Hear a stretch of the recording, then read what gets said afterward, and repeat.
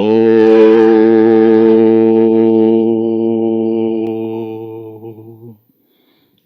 ఓ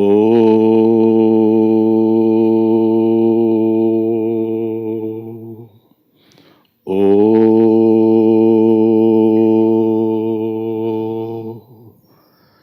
ఈశ్వరో గురురాత్మేతి మూర్తిభేద విభాగినే వ్యోమవద్వ్యాప్తదేహాయ దక్షిణామూర్తయే నమః. శృతిస్మృతిపురాణానాం ఆలయం కరుణాలయం నమామి భగవత్పాదం శంకరం లోకశంకరం. కృష్ణాయ వాసుదేవాయ దేవకీ నందనాయ చ నందగోపకుమారాయ గోవిందాయ నమో నమః. హరి ఓం.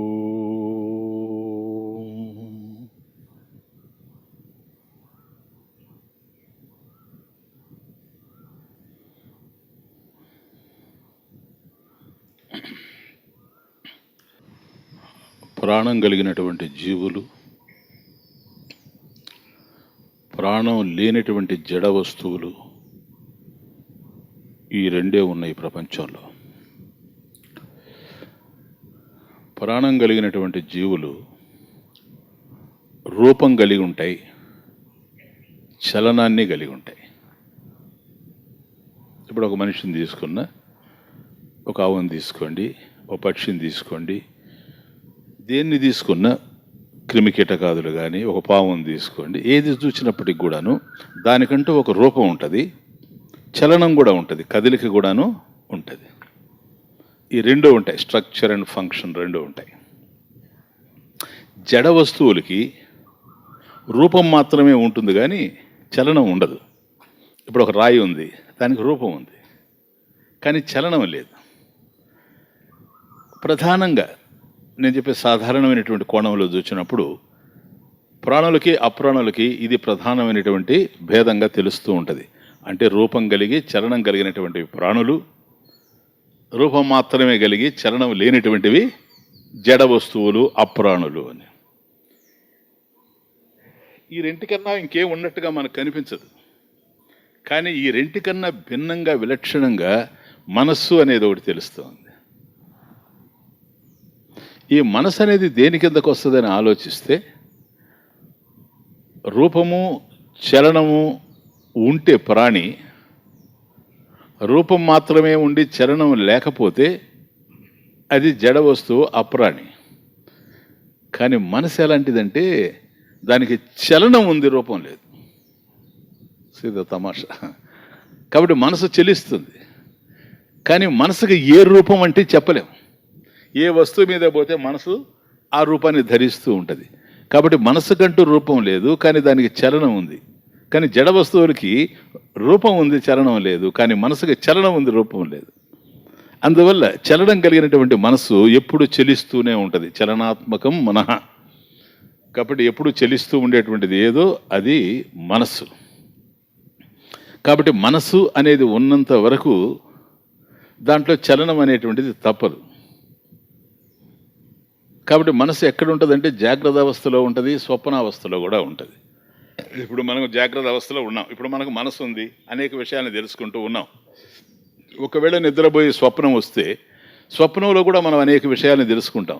అది దేంతో తెలుసుకుంటున్నామంటే మనసుతోనే తెలుసుకుంటూ ఉన్నాం. అంటే మనసు స్వప్నంలో కూడా ఉంది. కాబట్టి జాగ్రత్తలోనూ ఉంది, స్వప్నంలోనూ ఉంది. కానీ ఎక్కడున్నా అది చెలిస్తూ ఉంటుంది అంటున్నాను, ఇంకేం లేదు. ఇక్కడున్నా కూడా అది కదులుతూనే ఉంటుంది, అక్కడ ఉన్నప్పటికి కూడాను కదులుతూనే ఉంటుంది. కాబట్టి మనసు అనేది ఉంటే చెలిస్తూనే ఉంటుంది.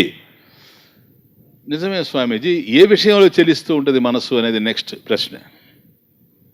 దేని మీద చెలిస్తూ ఉంటుంది? మనసంటూ చెలించింది అంటే ఏ విషయంలో అన్నప్పుడు అది ఏ విషయమైనా కావచ్చేమో కానీ నామరూపాల్లోనే చెలిస్తూ ఉంటుంది. కాబట్టి దేనిని గురించి ఆలోచించినా దేని గురించి అయితే మనసు ఆలోచిస్తూ ఉందో దానికి రూపం అంటూ ఒకటి ఉంటుంది, అట్లాగే దానికి పేరు కూడా ఉంటుంది కనుక నామము రూపము ఈ రెండు ఉంటాయి. కాబట్టి నామరూపాలతో ఉండేటువంటిదే మనకు కనిపిస్తూ ఉండేటువంటి ప్రపంచం. ఈ దృశ్యమాన జగత్తు ఏదైతే నామరూపాలతో గోచరిస్తూ ఉందో ఈ నామరూపాల్లోనే మనసు చరిస్తూ ఉండాలి తప్ప ఇంకొక విధంగా మరొక చోట చరించడానికి అవకాశమే లేదు. మీరు ఆలోచించండి. ఇప్పుడు నా మనసు ఎక్కడుంది అని ఆలోచించినప్పుడు అది ఎక్కడుంది అంటే ఏదో ఒక విషయాన్ని ఆలోచిస్తుంది. దేని గురించి ఆలోచిస్తుంది? వస్తువు కావచ్చు, వ్యక్తి కావచ్చు, విషయం కావచ్చు, ఏదైనా దానికి రూపం ఉంది. కాబట్టి రూపం ఉండేటువంటి దానికి నామం ఉంటుంది, పేరు ఉంటుంది. కాబట్టి ఈ నామము రూపం అనేటువంటివి ఎక్కడైతే ఉన్నవో అక్కడ మనసు చరిస్తూ ఉండడం అనేటువంటిది మనం చూస్తూ ఉన్నాం. ఈ నామరూపాలలో మనసు ఇరుక్కుపోయి ఉంది గనక విచిత్రంగా నామరూపాలు అనేటువంటివి నిరంతరం కూడా మార్పు చెందుతూ ఉంటాయి. ఎప్పుడూ ఏ వస్తువు ఒక విధంగా ఉండదు. కాబట్టి నామము రూపము రెండు కూడాను మారుతూ ఉంటాయి. నామరూపాలు నిరంతరం కూడా మారుతూ ఉంటాయి గనక ఏదైతే మారుతూ ఉంటుందో అది నశించిపోతూ ఉంటుంది ఈ ప్రపంచంలో. కాబట్టి నామరూపాలతోనే ఈ ప్రపంచం కనపడుతూ ఉంది కనుక ఏ రూపం ఈరోజు ఉండినా రేపు ఆ విధంగా ఉంటుందని చెప్పడానికి అవకాశం లేదు. కాబట్టి రూపం పోయిందంటే నామం కూడా పోతుంది. కాబట్టి ఈ నామరూపాలు అనేటువంటివి నిరంతరం మార్పు చెందుతూనే ఉన్నాయి. ఇలా మార్పు చెందుతూ నశించిపోతాయి. నామరూపాలు నశించిపోతాయి. ఎప్పుడైతే నామరూపాలు నశించిపోతాయో మనసుకు చావు దెబ్బ తగులుతుంది. ఎందుకో తెలుసా? ఆ నామరూపాలకే అంటిపెట్టుకొని మనసు ఉంది గనక ఎప్పుడైతే నామరూపాలు నశిస్తూ ఉంటాయో, దేని మీద అయితే ఏ నామరూపాల మీద అయితే తనకు ఆసక్తి ఉంటుందో అవి నశించినప్పుడు వ్యక్తులు కావచ్చు, విషయాలు కావచ్చు, వస్తువులు కావచ్చు, ఏదైనా కావచ్చు. కాబట్టి దాని మీద ఆసక్తి ఉంది, ఆ నామరూపాలు నశిస్తూ ఉంటాయి. ఆ నశించినప్పుడు అంతా మనసు కృషిస్తూ ఉంటుంది. అవి నశిస్తూ ఉంటాయి, మనసు కృషిస్తూ ఉంటుంది. అందువల్ల మనసు శాంతిగా ఉండలేదు.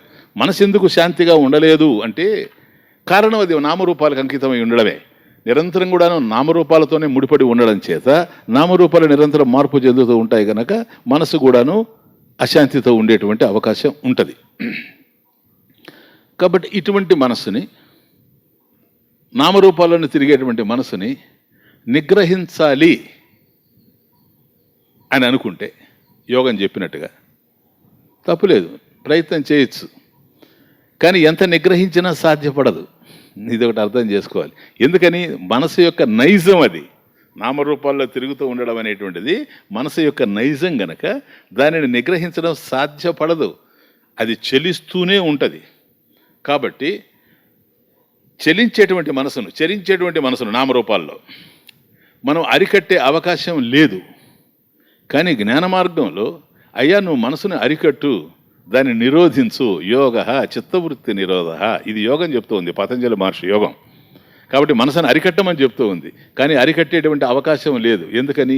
గాలిని ఎట్లాగైతే ఒక పిడికెట్లో మనం బంధించలేమో అట్లాగే మనసును కూడాను నిలబెట్టలేము. ఎందుకని? గాలి ఎట్లాగైతే చలిస్తూ ఉంటుందో చలించేటువంటి మనసు ఇది కూడా నామరూపాలను చరిస్తూ ఉంటుంది కనుక దీన్ని నిలబెట్టేటువంటి అవకాశం లేదు. అందుకని చంచలం హి మనః కృష్ణ, చాలా ప్రమాదంగా కనపడుతూ ఉందన్నాడు అర్జునుడు.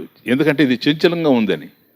అసంశయం మహాబాహు అని శ్రీకృష్ణ పరమాత్మ సమాధానం చెప్పాడు. దాంట్లో రెండు ఆలోచన లేదయ్యా, అది చలిస్తూనే ఉంటుంది, చలనాత్మకం, అదే మనసు అంటే.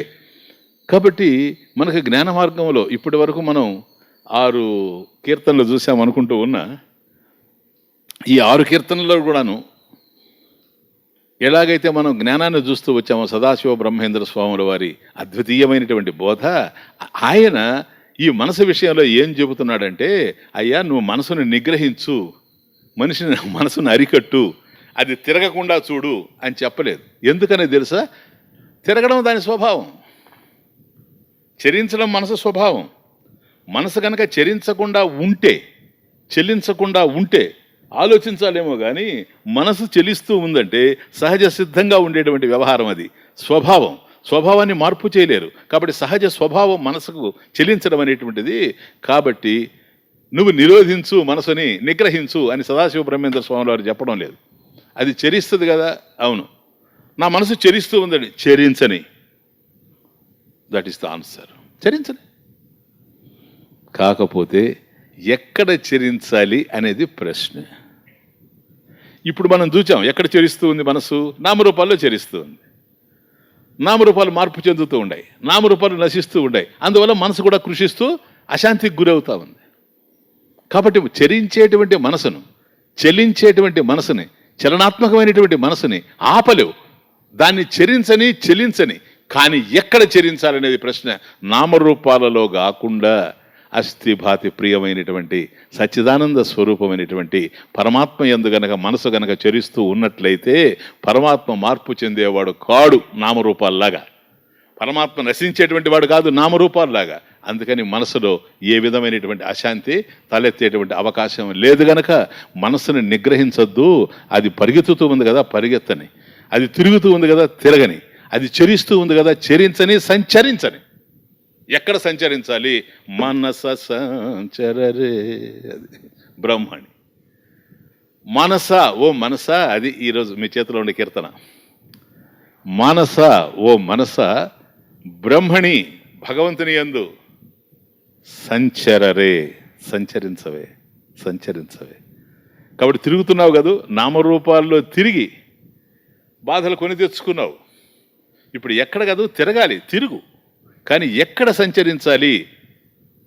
బ్రహ్మములో, భగవంతునిలో సంచరించాలి అనేది ఈ కీర్తన యొక్క సారాంశం. కాబట్టి ఒక్కొక్కటి చూస్తూ వచ్చాం.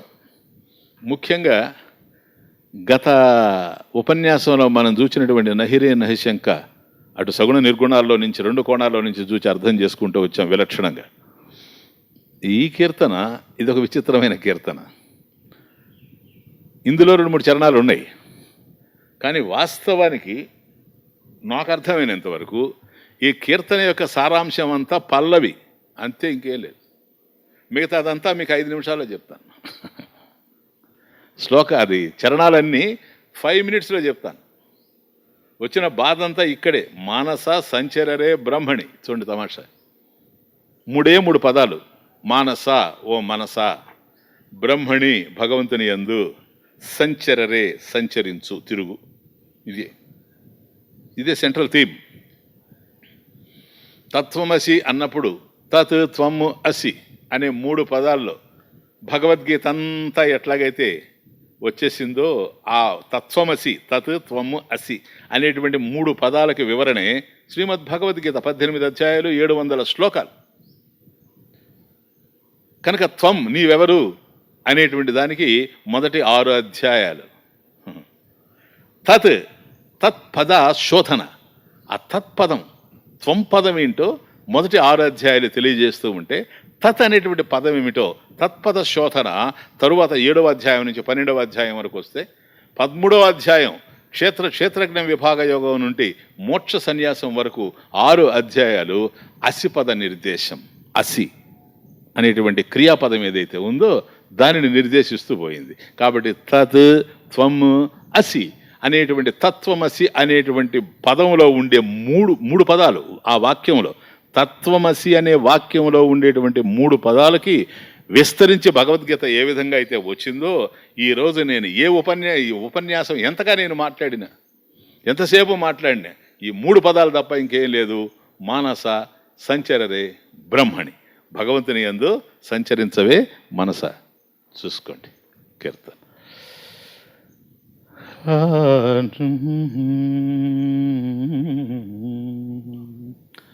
మనస సంచరరే, మానస సంచరరే బ్రహ్మణి, మానస సంచరరే బ్రహ్మణి, మానస సంచరరే బ్రహ్మణి, మానస సంచరరే.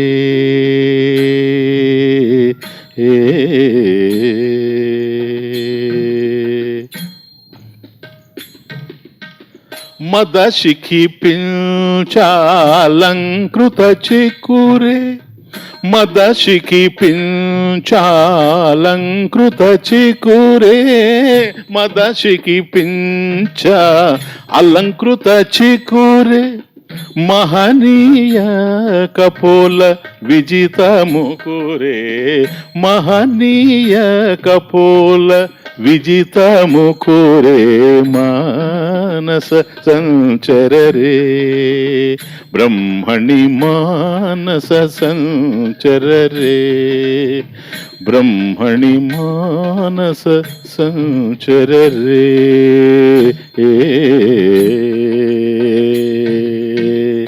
శ్రీరమణి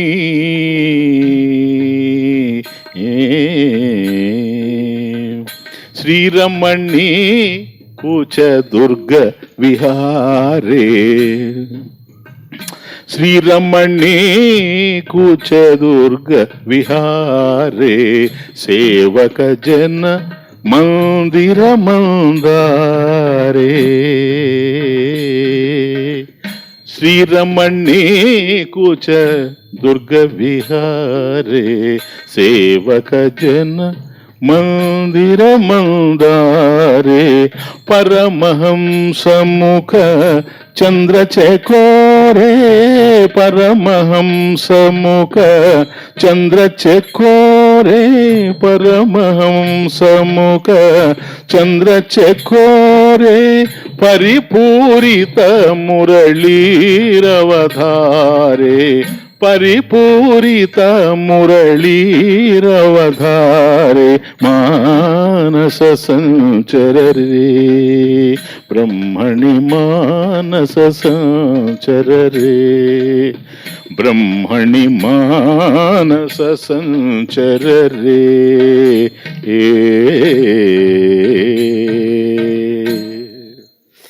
మనస సంచరించు తిరుగు ఎక్కడ బ్రహ్మంలో తిరుగు ఈ సృష్టికి నామరూపాలకు ఆధారంగా అధిష్టానంగా ఏ పరబ్రహ్మతత్వం అయితే ఉందో అందులో సంచరించు ఎందుకని అది సత్యం గనక అది నశించదు గనక నీకు ఏ దుఃఖం ఉండేందుకు అవకాశం లేదు ఒక నదిలో స్నానం చేస్తూ ఉంటే ఎంతసేపు ఎట్లాగైతే చల్లగానే ఉంటుందో దేహం అట్లాగే భగవంతునిలో గనక నువ్వు సంచరిస్తూ ఉంటే ఎప్పుడు శాంతిమయంగా ఉంటావు ప్రశాంతంగా ఉంటావు కనుక బ్రహ్మణి సంచరరే మనస ఓ మనస భగవంతుని యందు సంచరించు బ్రహ్మణి బ్రహ్మ బ్రూహి వృద్ధౌ అనే ధాతువులో నుంచి బ్రహ్మ శబ్దం వచ్చింది బ్రహ్మ అంటే బ్రూహి వృద్ధౌ ప్లేస్ బ్రూహి అంటే అంటే బ్రూహి ధాతువులో నుంచి వచ్చింది పెద్ద అని అర్థం బ్రూహి అంటే పెద్ద బ్రహ్మ బ్రూహిలో నుంచి బ్రహ్మ వచ్చింది కాబట్టి బ్రూహి అంటే పెద్ద బిగ్ బ్రహ్మ అంటే పెద్దది బ్రూహి అనేది అడ్జెక్టివ్ విశేషణం అందువల్ల పెద్ద బ్రహ్మ అంటే పెద్దది నౌన్ ఫామ్ కాబట్టి మొదటిది బృహత్వాత్ బ్రహ్మణత్వాశ్చ దానికి రెండు బ్రూహి వృద్ధౌ అనేటువంటి ధాతువుకి వివరణ ఏమిటంటే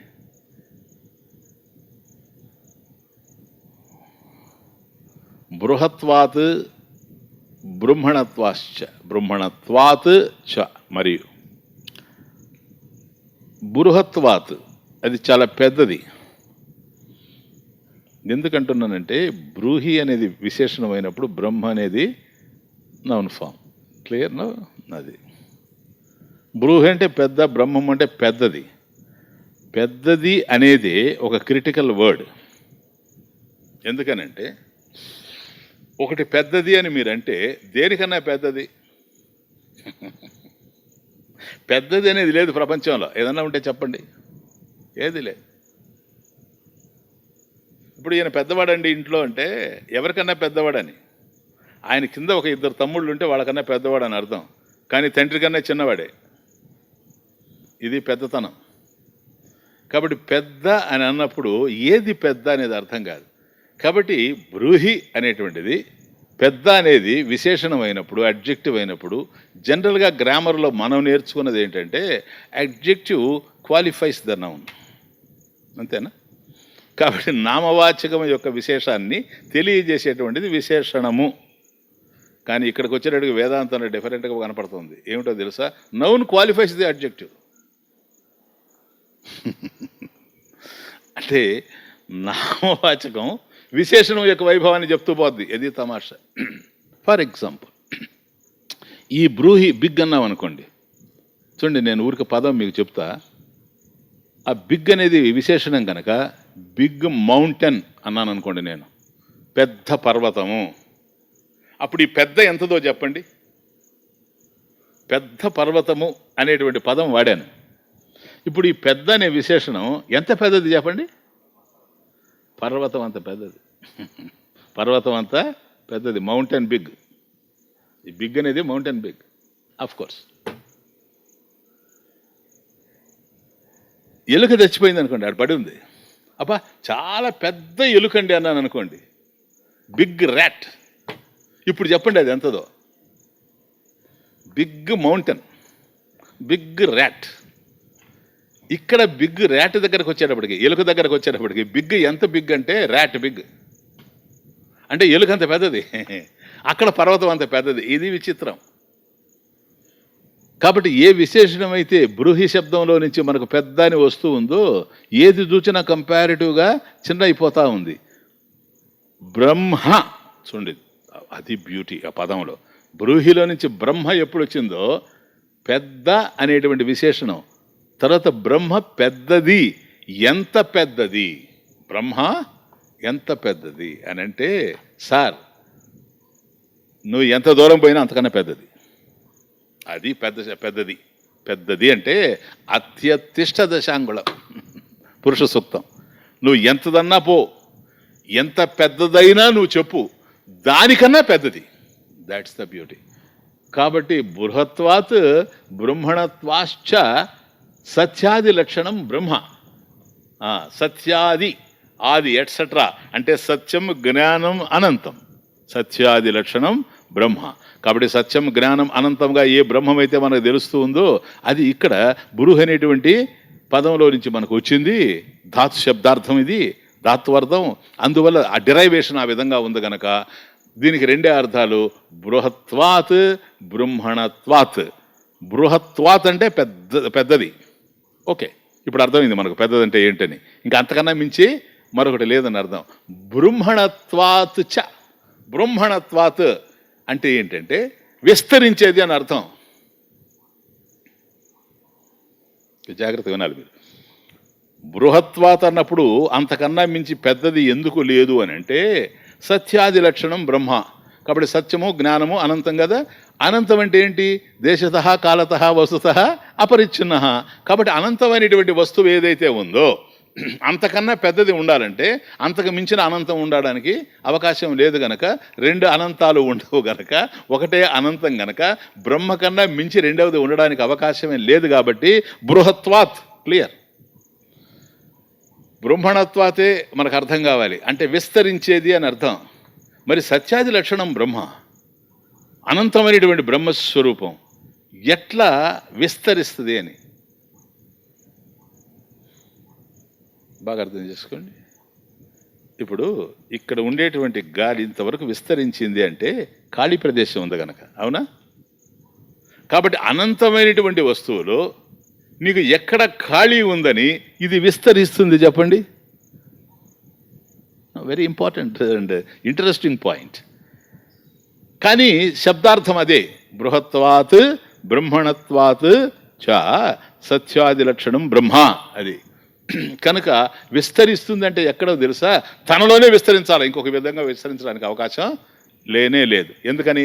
అనంతం తానే గనక అనంతమైనటువంటి బ్రహ్మస్వరూపంగా తాను ఉంది బృహత్వాత్, అందులోనే విస్తరిస్తూ ఉంది. స్వామి తనలో తాను విస్తరించడం ఏంటి చెప్తాను మీకు. కాబట్టి బృహత్వాత్ అనంతంగా ఉండడం అనేటువంటిది నిర్గుణం. Clear now? విస్తరించడం ఏదైతే ఉందో సగుణం. సగుణానికి వచ్చేటప్పటికి నామరూపాలు, నిర్గుణం దగ్గరకు వచ్చేటప్పటికి నామరూపాలు లేవు. కాబట్టి నిర్గుణము బ్రహ్మే, విస్తరించేది బ్రహ్మంలోనే గనక బ్రహ్మము కన్నా అన్యం లేదు. సగుణమైనా కూడా బ్రహ్మమే. అందుకని సగుణ బ్రహ్మ, సగుణ బ్రహ్మ, నిర్గుణ బ్రహ్మ, బృహత్వాత్ నిర్గుణ బ్రహ్మ, బ్రహ్మణత్వాత్ సగుణ బ్రహ్మ. కాబట్టి నామరూపాలు కూడా బ్రహ్మము కన్నా అన్యంగా లేవు. ఏ అల కూడాను సముద్రం కన్నా అన్యంగా లేదు. ఏ నామరూపాలు కూడా పరమేశ్వరుడి కన్నా అన్యంగా లేవు గనక బ్రహ్మణత్వాత్ ఛ, సచ్ఛాది లక్షణం బ్రహ్మ. కాబట్టి అది నిర్గుణము, ఇది సగుణము. అంటే అది మూర్తి, ఇది అమూర్తి. అమూర్తి నిర్గుణం, సగుణం మూర్తి. దక్షిణామూర్తే దక్షిణామూర్తే దక్షిణ అమూర్తే దక్షిణాభిముఖమేవ దైవతం దక్షిణామూర్తే దక్షిణామూర్తే దక్షిణ అమూర్తే దక్షిణాభిముఖమేవ దైవతం దక్షిణామూర్తే. దక్షిణామూర్తే దక్షిణ అమూర్తే. కాబట్టి అమూర్తి, మూర్తి లేనటువంటి స్వరూపం నిర్గుణం. ఈ పాటలో మనం చూసాం ఇంతకుముందు. కాబట్టి అమూర్తి తానే, మూర్తి తానే. అమూర్తి అన్నప్పుడు సత్యం, జ్ఞానం, అనంతం బ్రహ్మ. మూర్తి అన్నప్పుడు విశ్వమూర్తి. విశ్వం మూర్తి అస్య. ఎవరైతే ఈ విశ్వం నామరూపాలతో ఉండేటువంటి ఈ విశ్వం యొక్క రూపంలో మనకు గోచరిస్తూ ఉన్నాడో ఆ పరమేశ్వరుడు సగుణ బ్రహ్మ. కాబట్టి సగుణ బ్రహ్మ, నిర్గుణ బ్రహ్మ. నిర్గుణ బ్రహ్మ అమూర్తి, సగుణ బ్రహ్మ మూర్తి. ఇప్పుడు ఏమంటాడు సదాశివ బ్రహ్మేంద్ర స్వాముల వారు? మనస సంచరరే బ్రహ్మణి. ఏ మనసా బ్రహ్మములో చరించవే. ఇంతవరకు వచ్చిన తర్వాత ఇప్పుడు కూడా మళ్ళీ ప్రశ్న పడుతుంది మనకు. ఇప్పుడే మీరు విశదీకరించారు కదా, మాకు కొద్ది అర్థమైంది అనుకుంటున్నాం, మళ్ళీ కన్ఫ్యూజ్ చేస్తుండారే. ఇప్పుడు ఏ బ్రహ్మంలో చరించాలి నేను? సగుణ బ్రహ్మంలోనా, నిర్గుణ బ్రహ్మంలోనా? ఎందుకని ఇప్పుడు మీరే చెప్పారు కదా మూర్తి అమూర్తి అని. కాబట్టి విశ్వమూర్తి, ఈ విశ్వరూపంలో ఉండేటువంటి మూర్తి ఆయన స్వరూపం విశ్వమూర్తి. కనుక ఆ రూపంలో నేను చరించాలన్నా అంటే నామరూపాలు అప్పుడు మళ్ళీ సీత బ్యూటీ. విశ్వమూర్తి అని చెప్పేసి విశ్వంలో ఉండేటువంటి నానా విధమైనటువంటి రూపాల మీద గనక చరిస్తూ ఉంటే నామరూపాల్లో తిరుగుతుందని మనసు. లేదు భగవంతుడిలో చరించాలన్నాం. ఈ మెలిక చూడండి, తమాషగా అర్థం చేసుకోండి, ఇది జాగ్రత్తగా అర్థం చేసుకోవాల్సిన విషయం. కాబట్టి అయ్యా సగుణంలో చరించమంటారా, నిర్గుణంలో చరించారా? మానస సంచరరే, సంచరించవే. ఎక్కడ? బ్రహ్మణి, బ్రహ్మమునందు. ఓకే, అట్లాగే. బట్ సగుణ బ్రహ్మమునందా, నిర్గుణ బ్రహ్మమునందా? నీ ఇష్టం. ఆన్సర్ ఏంటో తెలుసా? నీ ఇష్టం. అదేంటయ్యా రెండు చెప్పి నీ ఇష్టం అంటే ఎట్లని? ఎందుకని? రెండు ఒకటే గనక. There is no difference. సగుణ బ్రహ్మానికి నిర్గుణ బ్రహ్మానికి ఏం తేడా కనిపించడం లేదు మాకు. నువ్వు ఎట్లయినా చేసుకో, పర్వాలేదు. కానీ ఎలా చేయాలని మేము చెప్తాం, అది వేరే విషయం. కాబట్టి ఒక ఐస్ ముక్క ఉంది, అది రూపంతో కనపడతా ఉంది. అది ద్రవీభవించింది, నీళ్ళు అయింది, నీళ్లుగా కనపడతా ఉంది. అది వాయు రూపానికి వచ్చింది అనుకోండి, అప్పుడు మీకు కనిపించదు. కానీ ఉంది. కావాలంటే మళ్ళీ ద్రవీభవింపజేయచ్చు, దాన్ని ఘనీభవింపజేయచ్చు. కనుక ఈ మూడు ఏమిటని ఆలోచిస్తే అటు వాయు రూపంలో ఉన్నది కానీ, ఘన రూపంలో ఉన్నది కానీ, ద్రవ రూపంలో ఉన్నది కానీ ఏమిటని ఆలోచిస్తే సోకాల్డ్ H2O. అంతకన్నా ఇంకేం లేదు. వస్తువు ఒకటే. కాబట్టి నిర్గుణమైన సగుణమైన వస్తువు ఒక్కటే గనక ఏది నువ్వు ధ్యానం చేయగలిగితే దాని మీద ధ్యానం చేసుకోవచ్చు, దాంట్లో సంచరించవచ్చు, తప్పులేదు. కాబట్టి మొట్టమొదట అమూర్తి మీద చూస్తాం. ఎందుకంటే ఇప్పుడు మూర్తి అమూర్తి రెండు చూడండి, క్లారిటీ, చక్కటి కీర్తన ఇది, బాగా అర్థం చేసుకోండి. మూర్తి అమూర్తి, అటు సగుణారాధన, ఇటు నిర్గుణారాధన, ఏదైనా చేసుకోవచ్చు. నువ్వు మొదట నిర్గుణారాధన మీద చూస్తున్నావు. కాబట్టి మనసు నామరూపాల్లో ఉంది అన్నాం. కాబట్టి నామరూపాలకు అతుక్కుపోయి ఉంది కనుక మనసు, నామరూపాలకు సంబంధించినటువంటి సంకల్పాలు మన మనసులో కదులుతూ ఉన్నాయి. వాటినే వృత్తులు అంటాం. ఏమంటాం? వాటిని వృత్తులు. కాబట్టి మనకు వివిధ రూపాలలో వృత్తులు ఉన్నాయి. ఏ వస్తువుని గురించి మనం ఆలోచిస్తూ ఉంటామో, మన మనసులో ఏ వస్తువు అయితే ఉందో ఆ వస్తువుకు సంబంధించినటువంటి వృత్తి మన మనసులో ఉంది. పండు చూచాం, అది పండు అన్నాం అనుకోండి, పండు అనేటువంటి వృత్తి థాట్ మన మనసులో ఉంది. ఇది పుష్పము, పుష్పము అనేటువంటి వృత్తి మన మనసులో ఉంది. కాబట్టి మనసులో వివిధ వృత్తి రూపాలు ఉన్నాయి. అవునా? ఈ రూపాలన్నీ ఏవైతే ఉన్నాయో అవి ఇవిగా తెలుస్తూ ఉన్నాయి. ఎందుకని? నీ మనసులో ఉండేటువంటి వృత్తులన్నీ నీకు తెలుస్తూ ఉన్నాయి కనుక, నీ మనసులో ఏ ఆలోచనలు నడుస్తూ ఉన్నాయో నీకు అర్థమవుతూ ఉన్నాయి కనుక, ఆ వృత్తులు భిన్నంగా తెలుస్తూ ఉన్నాయి కనుక. ఇప్పుడు పండును చూసినప్పుడు పండు అనేటువంటి వృత్తి మనసులో, వృత్తి అంటే సంకల్పమే తెలుసు కదా మీకు. మరి పువ్వును చూసినప్పుడు పుష్పవృత్తి, పుష్పవృత్తి వేరే, ఫలవృత్తి వేరే. కాబట్టి ఇది అది కాదు, అది ఇది కాదు గనక ఇదైనా అదైనా ఇదం. సీనా? ఇదం, ఇదం అంటే ఇది, ఈ వృత్తి, ఈ వృత్తి, ఈ వృత్తి, ఆ వృత్తి. సరేనా? ఏ వృత్తి అయినప్పటికి కూడాను దేనికి అదిగా ఉంది. ఇవన్నీ ఇదం వృత్తులు. ఇవి మారుతూ ఉన్నాయి. ఎందుకు మారుతూ ఉన్నాయి? వస్తువులు మారుతూ ఉన్నాయి కదా, వాటికి సంబంధించినటువంటి వృత్తులు కూడా మనసులో మారిపోతూ ఉన్నాయి. మరి వృత్తులు మారుతూ ఉంటే ఇది ఫలానా వృత్తి అని ఎవరికి తెలిసింది? ఎవరికి తెలిసింది? ఇది పండు అని అన్నాం, ఫలవృత్తి. ఇది పుష్పము అన్నాం, పుష్పవృత్తి. ఇవి తెలిసింది ఎవరికి? నాకు. అంతేనా? అట్లాగే నీకు. కాబట్టి ఇక్కడ మళ్ళీ ఇంకోటి వస్తుంది. ఏంటో తెలుసా? ఇంతవరకు ఇదం, ఇది, ఇది, this, this thought, this thought, this thought, this thought. ఇప్పుడు అక్కడ రెండో పదం వచ్చింది. ఎందుకని? ఇవి వేరువేరుగా ఉన్నాయి. ఒకటి ఉన్నప్పుడు అది ఉందని తెలుస్తూ ఉంది నాకు, అది లేనప్పుడు లేను ఇప్పుడుండే తెలుస్తూ ఉంది. కానీ దాని జ్ఞాపకం నాకుంది లేదా? నిన్న చూచిన వ్యక్తి ఎవరో ఇప్పుడు నేను చెప్తున్నా. ఉదయం తిన్నటువంటి ఆహారం ఏంటో నేను చెప్తూ ఉన్నా. కాబట్టి జ్ఞాపకాలు నా దగ్గర ఉన్నాయి. కాబట్టి ఆ వృత్తులు, ఇదం వృత్తులు మారుతూ ఉన్నాయి. కానీ అహం అనేది మారకుండా ఉండడం వల్లనే ఇదం వృత్తులు ఉన్నట్టుగా నాకు అర్థమవుతోంది. Clear now? కాబట్టి అవన్నీ మార్పు చెందుతూ ఉండినా ఈ అహం వృత్తి, నేను అనేటువంటి వృత్తి వాటిని అన్నిటి తెలుసుకుంటూ పోతుంది. బాగా అర్థం చేసుకోండి ఆయన. తెలుసుకుంటూ పోతుంది.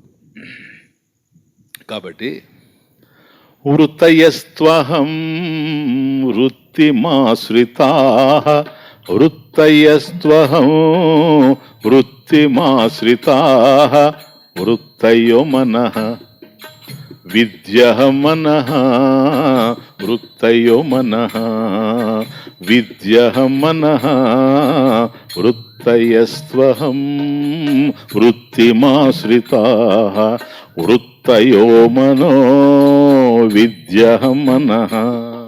క్లియర్? వృత్తయః ప్లూరల్, వృత్తులు, వృత్తయః అహం వృత్తిం ఆశ్రితాః. కాబట్టి ఈ వృత్తులన్నీ కూడాను నేను, అది కూడా వృత్తే కదా. నేను అనేది కూడా వృత్తే. ఇదం వృత్తులు, అహం వృత్తి. అహం వృత్తులు లేదు, అహం వృత్తి సింగులర్. కాబట్టి ఇదం, ఇది, ఇది, ఇది, ఇది అనేది అనేకం ఉన్నాయి కనుక బహువచనంలో వాడాం. ఇదం వృత్తయః అహం వృత్తిం, నేను అనేటువంటి వృత్తిని ఆశ్రయించుకొని ఉన్నాయి. క్లియర్నా? వృత్తయః అహం వృత్తిం ఆశ్రితాః, వృత్తయో మనః.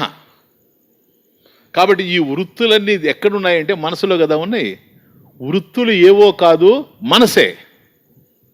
విద్యాహం మనః, విద్ధి తెలుసుకో. ఏవని? అహం, ఇదం తెలిసిపోయింది, అనేక వాటికి సంబంధించిన విషయం. అహం నేను అన్నని, ఆ నేను ఏంటో అహం మనః విద్ధి, అహం మనః. అహం అనేటువంటిది మనసే అని తెలుసుకో, విద్ధి. కాబట్టి ఇప్పుడు అర్థమైంది. కాబట్టి ఏవైతే మనకు తెలుస్తూ ఉన్నాయో ఇదం వృత్తులు మనసుకు తెలుస్తూ ఉన్నాయి. మనసు అహం వృత్తి, అహం వృత్తి మనసులో ఉంది. కాబట్టి మనసు అంటే ఏదో కాదు, ఆ అహం అహం అహం అని అంటున్నాను నేను, అదే మనసు, అదే మనసు. కాబట్టి మనసు ఉంది, వృత్తులు లేకుండా పోతూ ఉన్నాయి, ఉంటున్నాయి లేకుండా పోతున్నాయి. కాబట్టి వృత్తులు ఉన్నప్పుడు, ఆలోచనలు ఉన్నప్పుడు ఇవి ఉన్నాయి అని తెలుస్తూ ఉన్నాయి, ఆలోచనలు లేనప్పుడు అవి లేవని తెలుస్తున్నాయి. ఎవరికి తెలుస్తూ ఉన్నాయి? మనసుకి తెలుస్తూ ఉన్నాయి. క్లియర్నా? కానీ విచిత్రం ఏంటంటే ఇక్కడికి మనకు అర్థమైంది, నామరూపాలు తెలియాలంటే వృత్తులు ఉండాలి, వృత్తులు ఉండాలంటే అహం వృత్తి ఉండాలి. సరేనా? నామరూపాలు మార్పు చెందుతూ ఉన్నాయి, వృత్తులు మారుతూ ఉన్నాయి, కానీ అహం వృత్తి మారకుండా ఉంది. ఇది మారకుండా ఉండడం వల్లనే అవి ఉంటే ఉన్నవని లేకపోతే లేవని మనకు తెలుస్తూ ఉంది. ఇంతవరకు క్లియర్.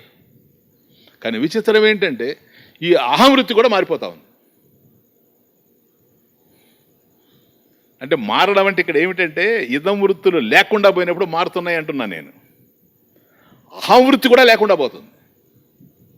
ఇదమహం పద ఆభిఖ్యమన్వహం, ఇదమహం పదాభిఖ్యమన్వహం, అహమిలీనకేపి అలయ సత్తయ, అహమిలీనకేపి అలయ సత్తయ, అహమ ఇదమహం పద ఆభిఖ్యమన్వహం, అహమిలీనకేపి అలయ సత్తయ. సీదా బ్యూటీ. అన్వహం అంటే డైలీ, నిరంతరం, ప్రతిరోజు కూడా మన అనుభవంలో ఉంది. ఇది ఏంటో తెలుసా? ఇదం అహం పదం, పద ఆభిఖ్యం అన్వహం. కాబట్టి ఇదం అనేది ఏదైతే ఉందో అది అహానికి తెలుస్తూ ఉంది. అహమి లీనకేపి, నువ్వు నిద్రపోయావనుకోండి, గాఢ నిద్రలో నేను అనేది నీకు తెలుస్తూ ఉంది. నేననేది నీకు తెలియకపోవడమే గాఢ నిద్ర అంటే. ఎందుకో తెలుసా? నేను అనేది ఉంది అంటే మనసు ఉంది అని అర్థం. నేను అనేది నీకు నిద్రలో తెలియడం లేదు. ఎందుకు తెలియడం లేదంటే మనసు లయించిపోయింది కనుక. మనసు నిద్రలో లయించిపోయింది కనుక నేను లేదు. ఇప్పుడు చూచారా, జాగ్రత్తలో స్వప్నంలో ఇదం వృత్తులున్నాయి, వాటిని తెలుసుకునేటువంటి అహం వృత్తి ఉంది. కాబట్టి అహం వృత్తే మనసు అన్న మనసు ఉంది. కానీ గాఢ నిద్రకు వచ్చేటప్పటికీ ఆ మనసు కూడా లయించిపోతా ఉంది. అని అంటే ఇప్పుడు ఏమి లేవు తెలుసా? నామరూపాలు లేవు, అంటే ఇదం భావనలు లేవు, అహం వృత్తి లేదు. ఎందుకని? అది కూడా లయించిపోయింది. కాబట్టి నామరూపాలు లేవు, ఇదం భావనలు లేవు, అహం భావన లేదు. అన్నీ లేకుండా పోతున్నాయి. ఇప్పుడు ఇవి లేకుండా పోయినాయి కాదు, ఏదైతే ఉంటున్నట్లుగా ఉండి లేకుండా పోతుందో దాన్ని ఏమంటారు? మిథ్య. అదే మిథ్య. నామరూపాలు మిథ్య, ఇదం భావనలు మిథ్య, అహం భావన మిథ్య. అన్నీ మిథ్య అయిపోయినాయి. ఇప్పుడు సత్యం ఎక్కడో ఉంది. ఎక్కడుందో తెలుసా? అహం భావన లేని చోట సత్యం ఉంది. అహమి లీనకేపి, ఈ అహం నేను అనేది ఎక్కడైతే లయించిపోయిందో, అది లయించిపోయినా కూడాను అలయ, అలయ లయించకుండా సత్ ఉంది. అలయ సత్తయ. కాబట్టి నేను అనేటువంటి మనసు లేకుండా పోవచ్చేమో, కానీ నేను అనేటువంటి మనసు లేకపోయినా దానికి ఆధారమైనటువంటి నేను స్వరూపం ఏదైతే ఉందో అది ఉంది. అదే సత్యాది లక్షణం బ్రహ్మ. సత్యాది లక్షణం బ్రహ్మ. ఇంతకు సదాశివ బ్రహ్మేంద్ర స్వాములు వారు చెప్పేది ఏంటంటే దాంట్లో చరించమని. దేంట్లో? ఏదైతే లయించదో నశించదో, ఈ లయించేటువంటివి నశించేటువంటివి మనకు అశాంతిని తెచ్చిపెడుతూ ఉండే కనుక ఏదైతే లయించదో, ఏదైతే నశించదో, ఇవన్నీ లయించినా ఏదైతే అలయ సత్తయ లయించకుండా సద్రూపంగా ఉందో సద్రూప చైతన్యం, the pure existence, that is you. అది నీవు. సత్యాది లక్షణం బ్రహ్మ. మనస సంచరరే బ్రహ్మణి మానస సంచరరే బ్రహ్మణి మానస సంచరరే.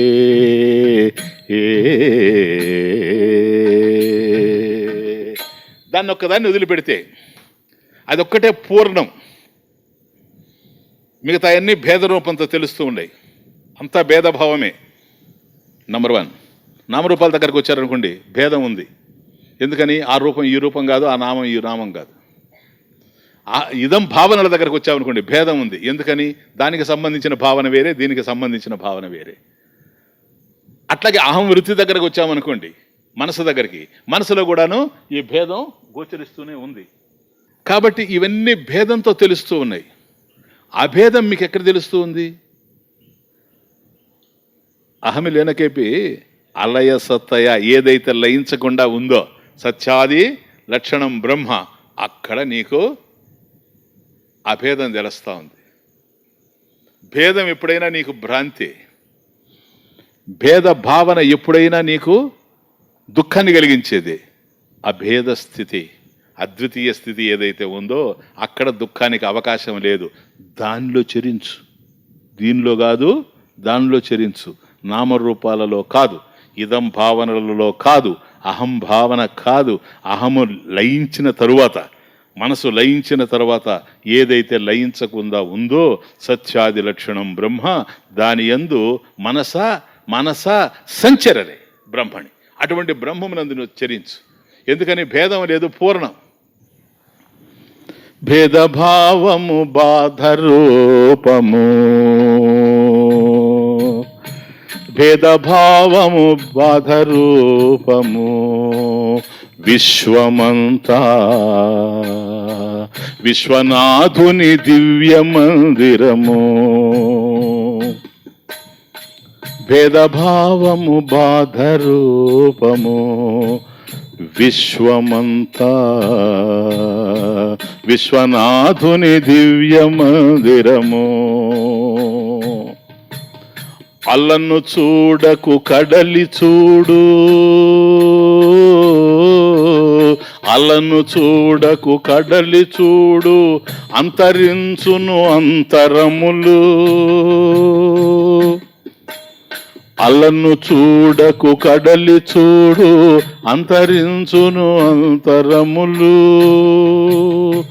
నామరూపము కాదు సత్యము, నామరూపము కాదు సత్యము, అంతరంగము ఆత్మమయము.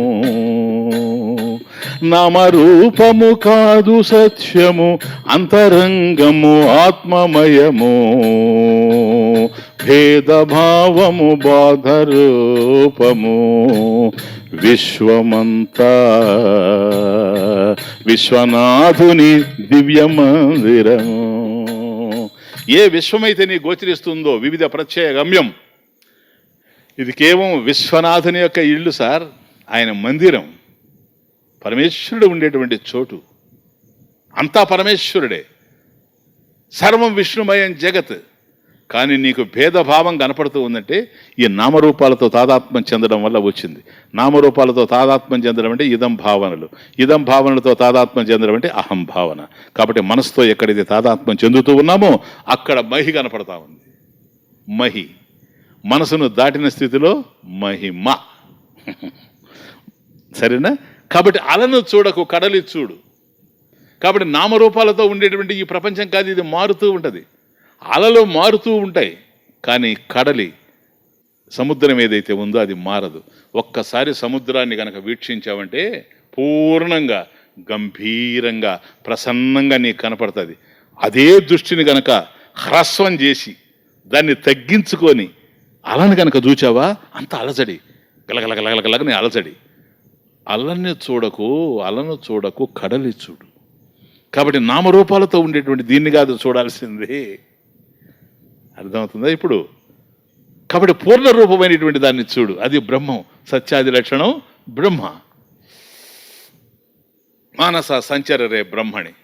ఈ విధంగా అంటే నిర్గుణములో, ఇప్పుడు అది గుణమే లేదు కదా, అక్కడ నిర్గుణమే కదా, అలయ సత్తయ నిర్గుణమే. కాబట్టి ఆ నిర్గుణ పరబ్రహ్మమునందు నామరూపాలకు అతీతమైనటువంటి సత్య జ్ఞానానంద స్వరూపం ఏదైతే ఉందో దాని యందు ఓలలాడవే మనస, చరించవే.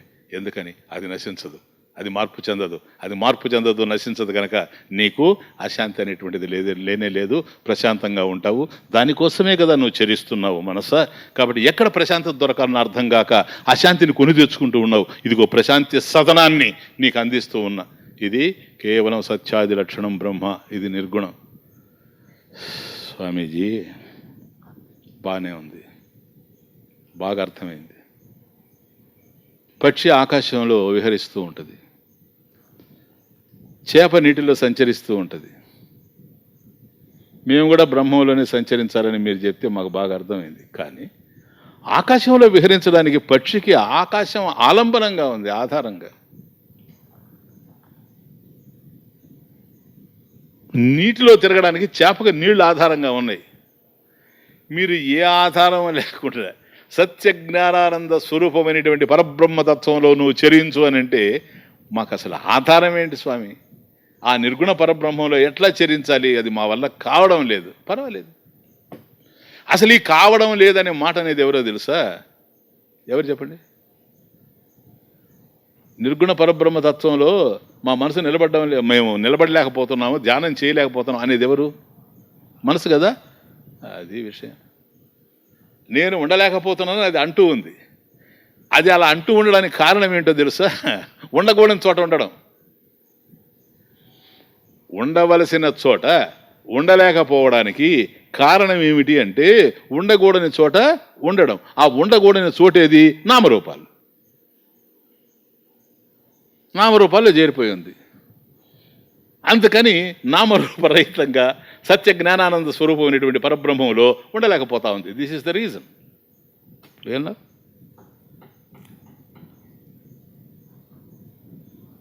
ఇక్కడ సగుణం. విశ్వమూర్తి, విశ్వం మూర్తి అస్య. సరే, అక్కడ మళ్ళీ కాంప్రమైజ్ అవుతున్నావు. పర్వాలేదే, నీకు ఆధారం లేదు కనుక నిర్గుణ పరబ్రహ్మం నందు నువ్వు ధ్యానం చేయలేకపోతున్నావు, సంచరించలేకపోతున్నావు. మంచిదే. ఇప్పుడు ఏంటి నువ్వు చెప్పేది? నీకు నామరూపాలు కావాలా? కమాన్, పోదారా, నామరూపాల్లోనే చరిస్తురా. ఇంకే అదే సగుణం. అర్థమవుతుంది? నామరూపాలని విడిచిపెట్టి బ్రహ్మమునందు చరించడం అంటే నిర్గుణం. నామరూపాల్లోనే బ్రహ్మస్వరూపంలో చరించడం అనేటువంటిది సగుణం. సింపుల్ రీజన్ సార్, సగుణం. అందువల్ల సగుణ బ్రహ్మ. ఇక్కడ విషయం ఏంటో తెలుసా? సగుణ బ్రహ్మ దేంట్లైనా చరించు అని అంటే బాగా అర్థం చేసుకోండి. ఆ చరించే విషయం ఏంటని, దేని గురించి అయినా ఆలోచించమంటే ఆలోచించే విషయం ఏంటని, అది సగుణ బ్రహ్మ విషయం. ఇప్పుడు ఉదాహరణకి నేను ఒక మాట అంటాను అనుకోండి, ఏమిటో పని చెప్తాను చేస్తారంటే, ఏంటి స్వామీజీ ఆలోచించండి అన్నాను. అప్పుడు ఏం చేస్తారు మీరు? ఆలోచిస్తారా? ఏమో ఆలోచిస్తారేమో. ఏది? ఆలోచించే మనసు చెడితే. ఆలోచించండి అన్నాను అనుకోండి, ఒక్క క్షణం ఆగినా రెండో క్షణంలో నన్ను ప్రశ్నిస్తారు, దేని గురించి స్వామీజీ అంటారా లేదా? థింక్ అన్నాను అనుకోండి, దేని గురించి? దేని గురించి ఆలోచించమంటారు? అది విషయం. దేనిని గురించి అయితే నువ్వు ఆలోచిస్తావో అది నీ ఆలోచనకు విషయం. కాబట్టి ఓ మనసా, నువ్వు నామరూపాల గురించి ఆలోచించాలంటున్నావు కదా, ఆ నామరూపాలు ఏమిటి? అది విషయం కదా నీకు. అది సగుణ బ్రహ్మ విషయం. సగుణ బ్రహ్మ విషయం. ఇది పూజ కావచ్చు, ఇది కీర్తన కావచ్చు, ఇది ధ్యానం కావచ్చు. నువ్వు పూజలో చరిస్తావా? All right, go ahead. ఎందుకని? పూజలో నువ్వు చరించడానికి ఆధారమైనటువంటి రూపం ఏదో అది విశ్వమూర్తి రూపమే సార్. ఎందుకని? అన్ని రూపాలు తానే. నీ నామరూపములకు నిత్య జయ మంగళం. విశ్వం మూర్తి హే అస్య. కాబట్టి ఆ మూర్తే గనక నువ్వు ఏ రూపాన్ని చూసినా కూడా అదే. కాబట్టి పూజలో నువ్వు చూసేటువంటి రూపం ఏదో అది పరమాత్మ కన్నా అన్యంగా లేదు. ఎందుకని? అనంతమైనటువంటి బ్రహ్మంలో ఇది కూడా యాడెడే. ఇది లేకపోతే అనంతానికి దెబ్బ తగులుతుంది. కాబట్టి దీంట్లో నువ్వు బ్రహ్మమును చూస్తున్నావు. బ్రహ్మ దృష్టి ఉత్కర్షాత్. ఒకవేళ విగ్రహాన్ని పెట్టుకొని మనం పూజిస్తూ ఉండినా, ఇప్పుడు ఈ విగ్రహాన్ని చూస్తున్నాము అంటే ఇది కేవలం బొమ్మ అయితే మనం ఆ విధంగా ఎందుకు నమస్కరిస్తాం, ఎందుకు పూలేస్తాం? కాదు, కృష్ణుడే, సాక్షాత్తు కృష్ణుడే. కాబట్టి అంతటా నిండి నిబిడీకృతమైనటువంటి వాడు నా కోసం ఇక్కడ కూడా ఉండాడు, నీ కోసం ఇక్కడ కూడా ఉండాడు. ఎందుకని? ఇది ఒక్కదాన్ని కనుక పక్కన పెడితే ఆయన అనంతమైనటువంటి బ్రహ్మం కాలేడు. ఎందుకని? ఇది ఆయన పరిమితం చేస్తుంది కనుక. చిన్న విగ్రహమే కావచ్చు, ఇది పరిమితం చేస్తుంది. కాబట్టి అనంతమైనటువంటి వాడిలో ఏమన్నాం మనం? దేశత కాలత వస్తుత అపరిచ్ఛిన్న వస్తుత. కాబట్టి ఆబ్జెక్ట్ వైజ్ లిమిటేషన్ రావడానికి లేదు. కానీ ఇది మాత్రం నువ్వు బ్రహ్మం కాదు అంటే ఆబ్జెక్ట్ వైజ్ లిమిటేషన్ వచ్చేస్తుంది. కాబట్టి అందుకనే ధ్యానం, నువ్వు ఏది ధ్యానం చేసినా సగుణ బ్రహ్మ ధ్యానం. మీకు అనేక సార్లు చెప్పాను, ధ్యానం అంటేనే సగుణ బ్రహ్మని. సగుణ బ్రహ్మ విషయ మానస వ్యాపార, అది కదా ధ్యానానికి డెఫినేషన్. కాబట్టి సగుణ బ్రహ్మ విషయం. కాబట్టి సగుణమైనటువంటి బ్రహ్మముని గురించి నువ్వు ఆరాధిస్తూ ఉన్నావు. నువ్వు జపం చేసినా అదే, కీర్తన చేసినా అదే. కృష్ణ కృష్ణ ముకుంద జనార్దన అన్నావు. ఎవరు ముకుందుడు? ఎవరు? మోక్షం దదాతి ఇది ముకుంద. జనార్దన, జనులను సంతోషపరిచేవాడు ఎవడు? కృష్ణుడే, ఇంకెవరు? కాబట్టి ఏ పేరు నువ్వు పట్టుకున్నా, ఏ నామాన్ని నువ్వు తీసుకున్నా, నీ హృదయంలో చరించేటువంటి వాడు మాత్రం పరమేశ్వరుడే. వాస్తవానికి పరమేశ్వరుడు కాదు నీ హృదయంలో చరించేది, నువ్వు పరమేశ్వరులో చరిస్తున్నావు. ఇది మనకు అర్థం కావాలి. అందుకని మానస సంచరరే బ్రహ్మణి. ఒకవేళ మధ్యలో ఇంకొక మాట అంటాం మనం, లేదు స్వామీజీ నేను సగుణ బ్రహ్మ విషయం చేస్తూ ఉన్నా కానీ నిలబడడం లేదంటాం. చెప్తాం దాన్ని కూడా. అందుకని ఇప్పుడు కీర్తన అయినా బాగా అర్థం చేసుకోండి, పూజ అయినా, ధ్యానమైనా, జపమైనా. ఎస్, జపం చూడండి, జపం ఎంత అద్భుతమో తెలుసా? ఎందుకో తెలుసా? మనసు బ్రహ్మమునందనే చరిస్తుంది, ఇంకో చోట చరించలేదు. జపంలో చరిస్తుంది. చెప్పండి. ఎందుకంటే మనసులో ఏమున్నాయి? వృత్తులు ఉన్నాయి. జపం నువ్వు చేసేటువంటి జప సమయానికి, జపకాలానికి, మిగతా సమయాలకి తేడా ఏమిటంటే, మిగతా సమయాల్లో మనసు ఏదైనా ఆలోచిస్తుంది, కానీ జపం చేసేటప్పుడు జపం ఏదో, జప విషయం ఏదో దాన్ని గురించి ఆలోచిస్తుంది. రెండవ థాట్ రావడానికి అవకాశం లేదు. కానీ ఈ ప్రపంచంలో మనసు ఆలోచనలు చూస్తే మనకు ఒక సైకలాజికల్గా ఒకటి అర్థం అవుతుంది. వాస్తవానికి దేనికి అదేగా ఈ ప్రపంచంలో తెలుస్తూ ఉండినా ప్రతి వస్తువు మరొక వస్తువుతో ముడిపడి ఉంది ఈ ప్రపంచంలో. Very very important. అందువల్ల Swamiji what is your next thought అని నువ్వు అడిగితే నేను చెప్పలేను. ఇప్పుడు నేను ఇలా మాట్లాడుకుంటూ పోతాను, విషయాన్ని బట్టి కొన్ని గంటలైనా నేను మాట్లాడతాను. కానీ గంటలొద్దు, ఇప్పుడు నువ్వు మాట్లాడిన వాక్యం తర్వాత నువ్వు మాట్లాడబోయే వాక్యం ఏంటో చెప్పు అని అడిగితే నేను చెప్పలేను. ఎందుకో తెలుసా? సంబంధంతో ముడిపడి ఉన్నది. సంబంధంతో ముడిపడి. అది ఏం పువ్వు అండి అన్నాను అనుకోండి, లేదు పువ్వు అంటే వేరే విషయం. అది ఏం పండు అండి అన్నాను అనుకోండి, అది రామాఫలం అండి అన్నాడు అనుకోండి, అరుదుగా కనిపించేది. రామాఫలం అండి ఇది? అవునవును అవును అవును, నేను ఎక్కడో చూశాను దీన్ని. చూడండి, ఇప్పుడు మనం చూసింది ఫలం, ఈ ఫలం ఏంటి అని అడిగాం, రామాఫలము అని చెప్పాడు. సీతాఫలం కాదు, రామాఫలం. ఈ రామాఫలము అన్నప్పుడు వెంటనే నెక్స్ట్ థాట్ ఏంటో తెలుసా? ఈ రామాఫలం అండి నేను ఫలానా మా స్నేహితుడి ఇంటికి పోయినప్పుడు నరసరావుపేటలో చూచాను. అక్కడ ఫస్ట్ నేను చూశాను, వాళ్ళ ఇంట్లో ఉన్నది ఇది చెట్టు, నేను చూశాను రామాఫలాన్ని. అయిందే కనెక్షన్ ఏంటో తెలుసా? అవును, మా స్నేహితుడు సిస్టరు అమెరికాలో ఉండాలి డాక్టర్గా. ఎక్కడుంది ఆవిడ? చికాగోలో ఉందా, డెట్రాయిట్లో? కనెక్షన్ చూడండి. దీనికి దానికి సంబంధమే లేదు. ఎక్కడ సంబంధం లేనివన్నీ ముడిపడిపోతూ ఉంటాయి. అది విచిత్రం నామరూపాల్లో. అమెరికాలో ఆవిడ ఉందన్న తర్వాత ఇంతకీ నేను అప్లై చేశాను కదా వీసాకి, ఇది వస్తుందే రాదో చూడండి. ఎక్కడుందో ఒకదానికో దానికి సంబంధమే లేదు, కానీ ఇవన్నీ ముడిపడిపోతూ ఉంటాయి. అది విచిత్రం. ప్రతిదీ ప్రతి ఒక్క దాంతో ముడిపడుతుంది. ఇప్పుడు నువ్వు జపం చేస్తున్నావు, ఓం నమో నారాయణాయ. ఓకే, నెక్స్ట్ ఓం నమో నారాయణాయ. అక్కడ కాదు, రామాఫలము స్నేహితుడు నర్సరావుపేట, ఆయన సిస్టరు, ఆమె అమెరికా, ఈయన పాస్పోర్ట్. ఒకదానికి సంబంధం లేదు, పోతా ఉంది, అల్లుకుంటూ పోతా ఉంది చైన్. కానీ ఇక్కడ అవకాశం లేదు. ఓం నమో నారాయణాయ అగైన్, ఓం నమో నారాయణాయ అగైన్, ఓం నమో నారాయణాయ అగైన్, ఓం నమో నారాయణాయ. కాబట్టి నెక్స్ట్ థాట్ ఏంటి, నెక్స్ట్ ఆలోచన ఏంటి అనేది నేను చెప్పలేకపోవచ్చేమో, కానీ నెక్స్ట్ నువ్వు చెప్పబోయేటువంటి మంత్రం ఏంటని నీకు తెలుసు. నారాయణాయ, నారాయణునకు. ఓం ప్రథమం ప్రణవస్వరూపం. నమః నమస్కారం, నారాయణునికి నమస్కారం, నారాయణునికి నమస్కారం, నారాయణునికి నమస్కారం, నారాయణునికి నమస్కారం, నారాయణునికి నమస్కారం, భగవంతుడైనటువంటి వాసుదేవుడికి నమస్కారం, ఓం నమో భగవతే వాసుదేవాయ. భగవంతుడైనటువంటి వాసుదేవుడికి నమస్కారం, ఓం నమో భగవతే వాసుదేవాయ. ఎన్నిసార్లు నువ్వన్నా వేరే ఆలోచనకు పోవడానికి అవకాశమే లేదు. ఏంటో స్వామీజీ మీరు చెప్తుంటారు బాగానే ఉంటుంది, కానీ మేము కూర్చున్నప్పుడు మా బాధలు మీకేం తెలుస్తాయి? నిలిస్తే కదా అది. అంటే అది నువ్వు కనిపెట్టావు, ఇప్పుడు మనసు నిలవదని. జపంలో మనసు నిలవడం లేదు, ధ్యానంలో మనసు నిలవడం లేదు అని కనిపెట్టినటువంటి కొలంబస్ తమరేనా? I don't think so. భగవంతుడు ఇది కూడా చెప్పాడు కదా, యతో యతో నిశ్చరతి మనశ్చంచలమస్థిరం తతస్తతో నియమ్యేతత్ ఆత్మన్యేవ వశం నయేత్. వాటి వండర్ఫుల్ శ్లోక. 6వ అధ్యాయం ధ్యానయోగం. ధ్యానంలో చూడండి ఎట్లా ఉందో.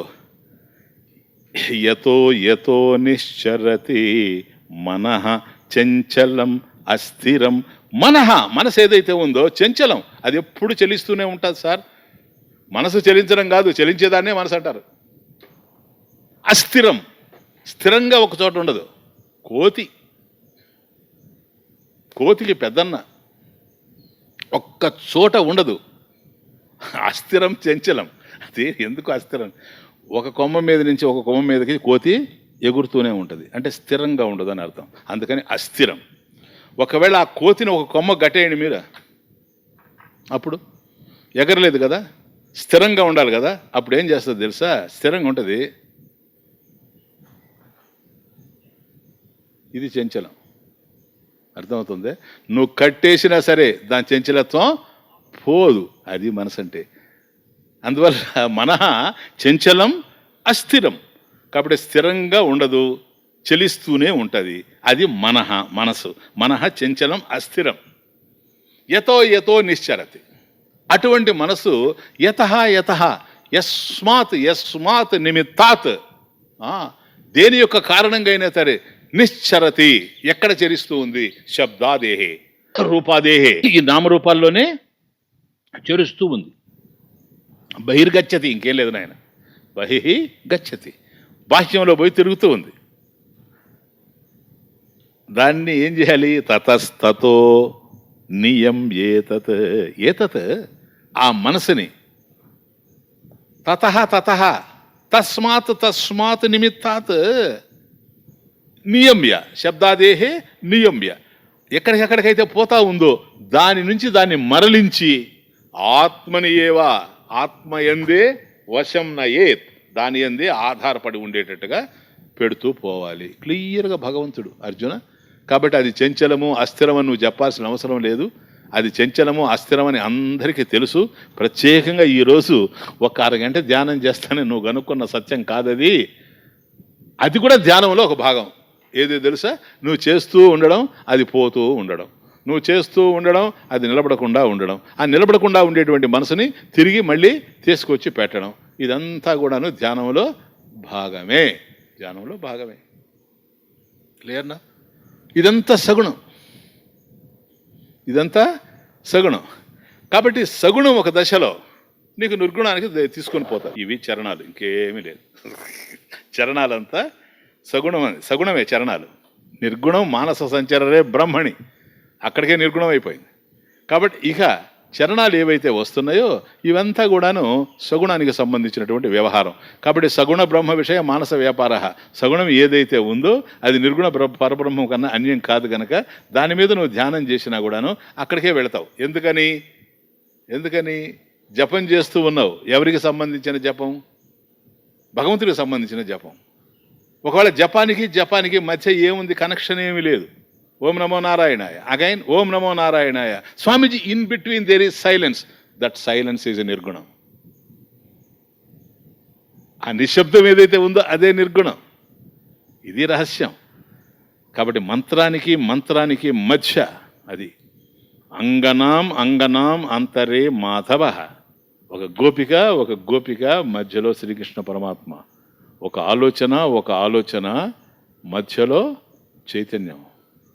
అదే రాసలీలంటే ఇంక చిన్న విషయం కాదు. అట్లాగే యాదగిరి కొట్టకపోయినా అదే, యాదగిరిలో కూడా అదే సార్. స్తంభాన్ని చీల్చుకొని నరసింహస్వామి రావడం అంటే ఆలోచన మధ్యలో పరమాత్మ స్వరూపం. వృత్తి మధ్యలో వృత్తి రహిత చైతన్యం. కాబట్టి నీవు సంకీర్తన చేసినా, పూజ చేసినా, జపం చేసినా, ధ్యానం చేసినా నువ్వు ఇలా కొనసాగిస్తూ ఉండవు కదా, వాటి మధ్యలో పరమేశ్వరుని యొక్క స్వరూపం. అందువల్ల దేవాలయంలో గంట కొట్టేది కూడా అందుకే. మనం గంట కొట్టడం అంటే మనకు అప్పుడే గంట కొడతాడు, రండి ప్రసాదం. మనకు గంట ప్రసాదం గంట మంది. వాస్తవానికి గంట కొట్టాడు అనుకోండి, tongue, from sound to silence. కాబట్టి ఒక శబ్దం నుంచి నిశ్శబ్దానికి వెళ్ళిపోతూ ఉన్నావు. కాబట్టి ఆలోచన నుంచి చైతన్యం వైపు ప్రయాణం చేస్తూ ఉన్నావు. కాబట్టి మహత్తరమైనటువంటి అంటే నిర్గుణ సాధన మనం చేయలేకపోయినా విశిష్టమైనటువంటి, నన్ను అడిగితే పవిత్రమైనటువంటి సాధన సగుణారాధన. ఈ సగుణారాధనలో ఎందుకంటే మనస్సు ఎప్పుడు నామరూపాలకే అంటి పెట్టుకోనుంది గనక, నామరూపాలని వదిలి ఒక్క క్షణం ఉండలేకపోతుంది గనక, నామరూపాలకు అంకితమైనటువంటి మనస్సుని నామరూపాలని ఉపాసించే మార్గంలోనే శుద్ధి చేయడం సగుణారాధన యొక్క వైశిష్ట్యం. క్లియర్నా? ఇలా చేసుకుంటూ పోతే ఆ మధ్యలో ఏది మంత్రానికి మధ్యలో ఆ సైలెన్స్ ఏదైతే ఉందో, ఆ నిశ్శబ్దం ఏదైతే ఉందో, రాను దాని యొక్క సమయం పెరుగుతూ వస్తుంది, పెరుగుతూ పోద్ది. ఆ పెరుగుతూ ఉన్న దశలో నువ్వు ఎక్కడుండావో తెలుసా?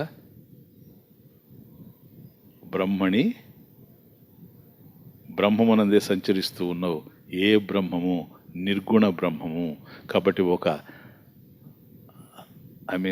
ల్యాడర్ను పట్టుకొని, ఒక నిచ్చెను పట్టుకొని పైకి ఎట్లాగైతే ఎక్కి వెళతా ఉంటామో అట్లాగే నామరూపాలకు అంకితమైనటువంటి ఈ మనస్సుని పరమేశ్వరుని యొక్క నామాన్ని, రూపాన్ని, పవిత్రమైన నామాన్ని, పవిత్రమైన రూపాన్ని ఆధారం చేసుకొని, దాన్ని ఆలంబనం చేసుకొని మనం నిర్గుణ పరబ్రహ్మను చేరిపోతూ ఉన్నాం. కాబట్టి సగుణము ద్వారా నిర్గుణం. ఎందుకని?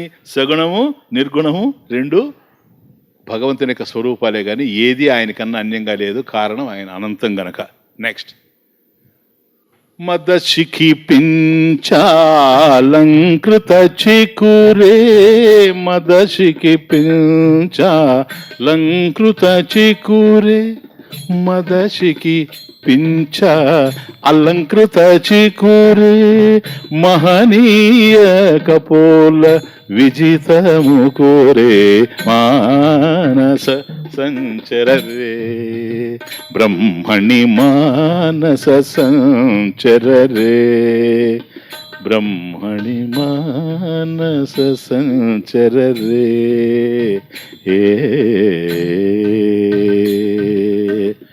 మదశిఖి అంటే నెమలి యొక్క మదశిఖి, పించ ఆ నెమలి పింఛం ఏదైతే ఉందో దాంతో అలంకరింపబడినటువంటి చికురే, చుట్టు కలిగిన వాడు శ్రీకృష్ణ పరమాత్మ. మదశిఖి పించాలంకృత చికురే, మదశిఖి పించ అలంకృత చికురే, మహనీయ కపోల విజితము కోరే, మహనీయ కపోల విజితము కోరే, మానస సంచరరే, బ్రహ్మణి మానస సంచరరే.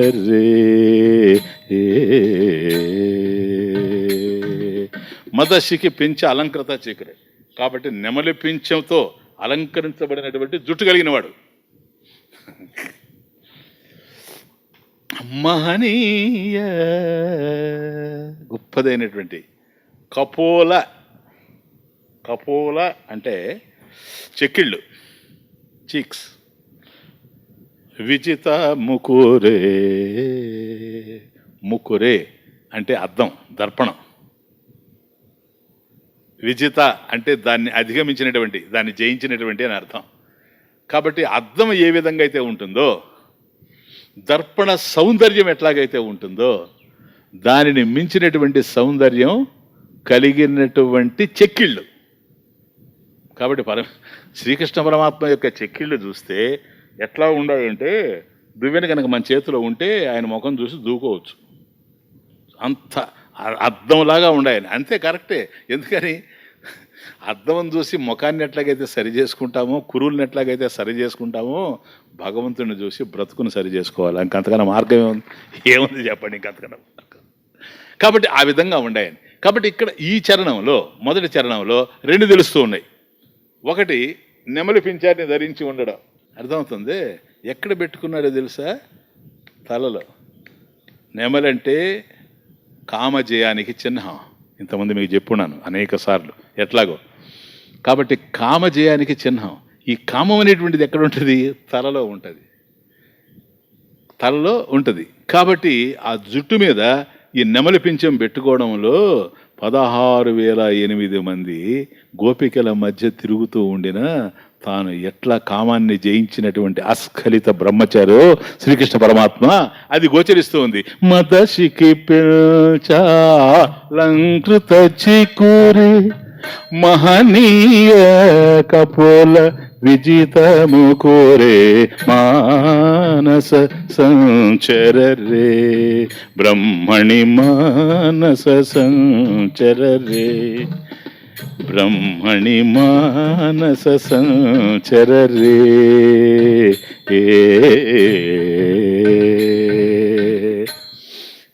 కాబట్టి దర్పణ సౌందర్యం. దర్పణంలో ఒక వైభవం ఏంటంటే అసంగత్వం. దర్పణం అసంగత్వం. అద్దం ముందు పోయి కనుక నిలబడితే, ఎవడు నిలబడితే వాడి ముఖమే కనపడుతుంది. ఏ వస్తువు అద్దం ముందుంటే ఆ వస్తువే కనిపిస్తుంది, ఇంకోటి రెండోది కనిపించేది అవకాశం లేదు. నేను నిలబడ్డాను అద్దం ముందు, నా రూపం కనపడతా ఉంటుంది, నా ఫేస్. సపోజ్ నేను వెళ్ళాను అనుకోండి, ఏమన్నా ఉంటుంది అద్దంలో? అది అన్నిటినీ తనలో ఉంచుకొనే ఉంటుంది, కానీ దేనికి అంటుకోకుండా ఉంటుంది. దట్ ఈజ్ అద్దం. అద్దం అంటే అది దర్పణ సౌందర్యం. కాబట్టి పరమేశ్వరుని యొక్క వైభవం ఏంటంటే అసంగత్వం. అసంగత్వం, నిస్సంగత్వం అంటే అన్య రాగ విస్మరణం. అనేకమైనటువంటి రాగాలు మనకి ఏవైతే ఉన్నాయో ఈ ప్రపంచంలో, వాటి విషయం యందు విస్మరణం, విస్మృతి కలిగి ఉండడం. తస్మిన్ అనన్యత తద్విరోధిషు ఉదాసీనత. దీన్ని బట్టి మనం తెలుసుకోవాల్సింది కూడా అదే. తస్మిన్ పరమేశ్వరుని యందు అనన్యత, అనన్యమైనటువంటి భక్తి. తద్విరోధిషు, కాబట్టి పరమేశ్వరుని కన్నా అన్యమైనటువంటి నామరూపాలతో కూడినటువంటి లౌకిక ప్రపంచం ఏదైతే ఉందో దాని విషయమైనందు ఉదాసీనత, తటస్థంగా విలక్షణంగా ఉండేది ఏదైతే ఉందో అది అద్దం యొక్క వైభవం. కాబట్టి చెక్కిళ్ళు అద్దంలాగా ఉండాయని చెప్పడంలో ఆయన యొక్క అసంగత్వాన్ని తెలియజేస్తూ ఉండవు. అసంగత్వాత్. కనుక ఈ మొదటి చరణంలో పరమేశ్వరుడు ఏ విధంగా అయితే ఆయన యొక్క తలయందు నెమలి పింఛాన్ని ధరించి కామజయానికి చిహ్నంగా పెట్టుకొని ఉన్నాడో అట్లాగే మనకు కూడాను. కాబట్టి మనసులో ఏ విధమైనటువంటి కోరికలు లేకుండా, కామం లేకుండా. ఎందుకు కామం ఉంటే ఏమి స్వామీజీ? ఉండినా ఉపయోగం లేదు కనుక.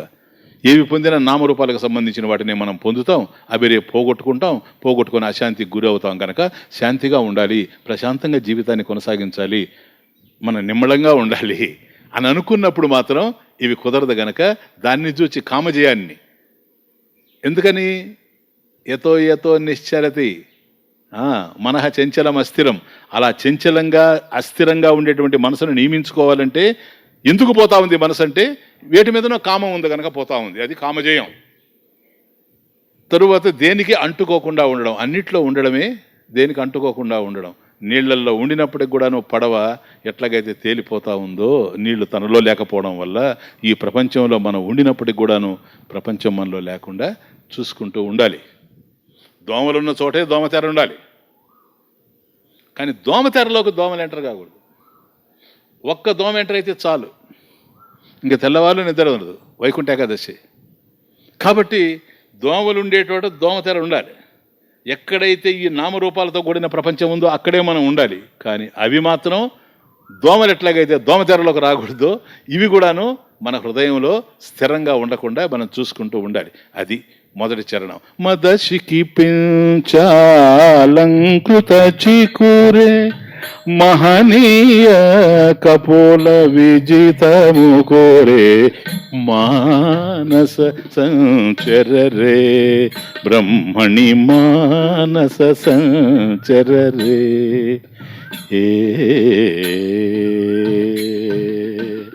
నెక్స్ట్ చరణ. శ్రీరమణీ కుచ దుర్గ విహారే శ్రీరమణీ కుచ దుర్గ విహారే సేవక జన మందిర మందారే సేవక జన మందిర మందారే పరమహంస ముఖ చంద్రచేకోరే పరమహంస ముఖ చంద్రచేకోరే పరమహంస ముఖ చంద్రచేకోరే పరిపూరిత మురళీరవధారే పరిపూరిత మురళీరవధారే మానస సంచరరే బ్రహ్మణి మానస సంచరరే.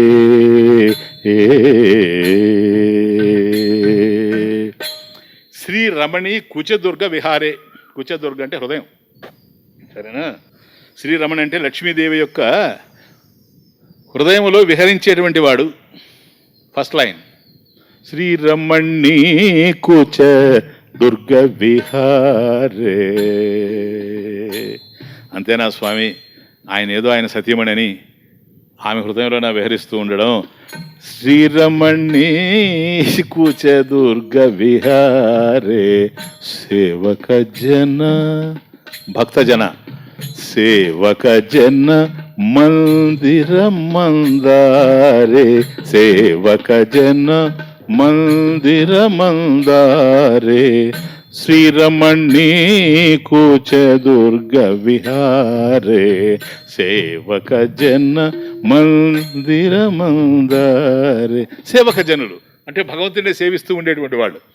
అటువంటి వాళ్ళ యొక్క మందిరాల్లో హృదయ మందిరాల్లో మందారే కల్పవృక్షం లాంటి వాడు. వాళ్ళ యొక్క హృదయం అనేటువంటి మందిరాల్లో కల్పవృక్షం లాంటి వాడు పరమేశ్వరుడు.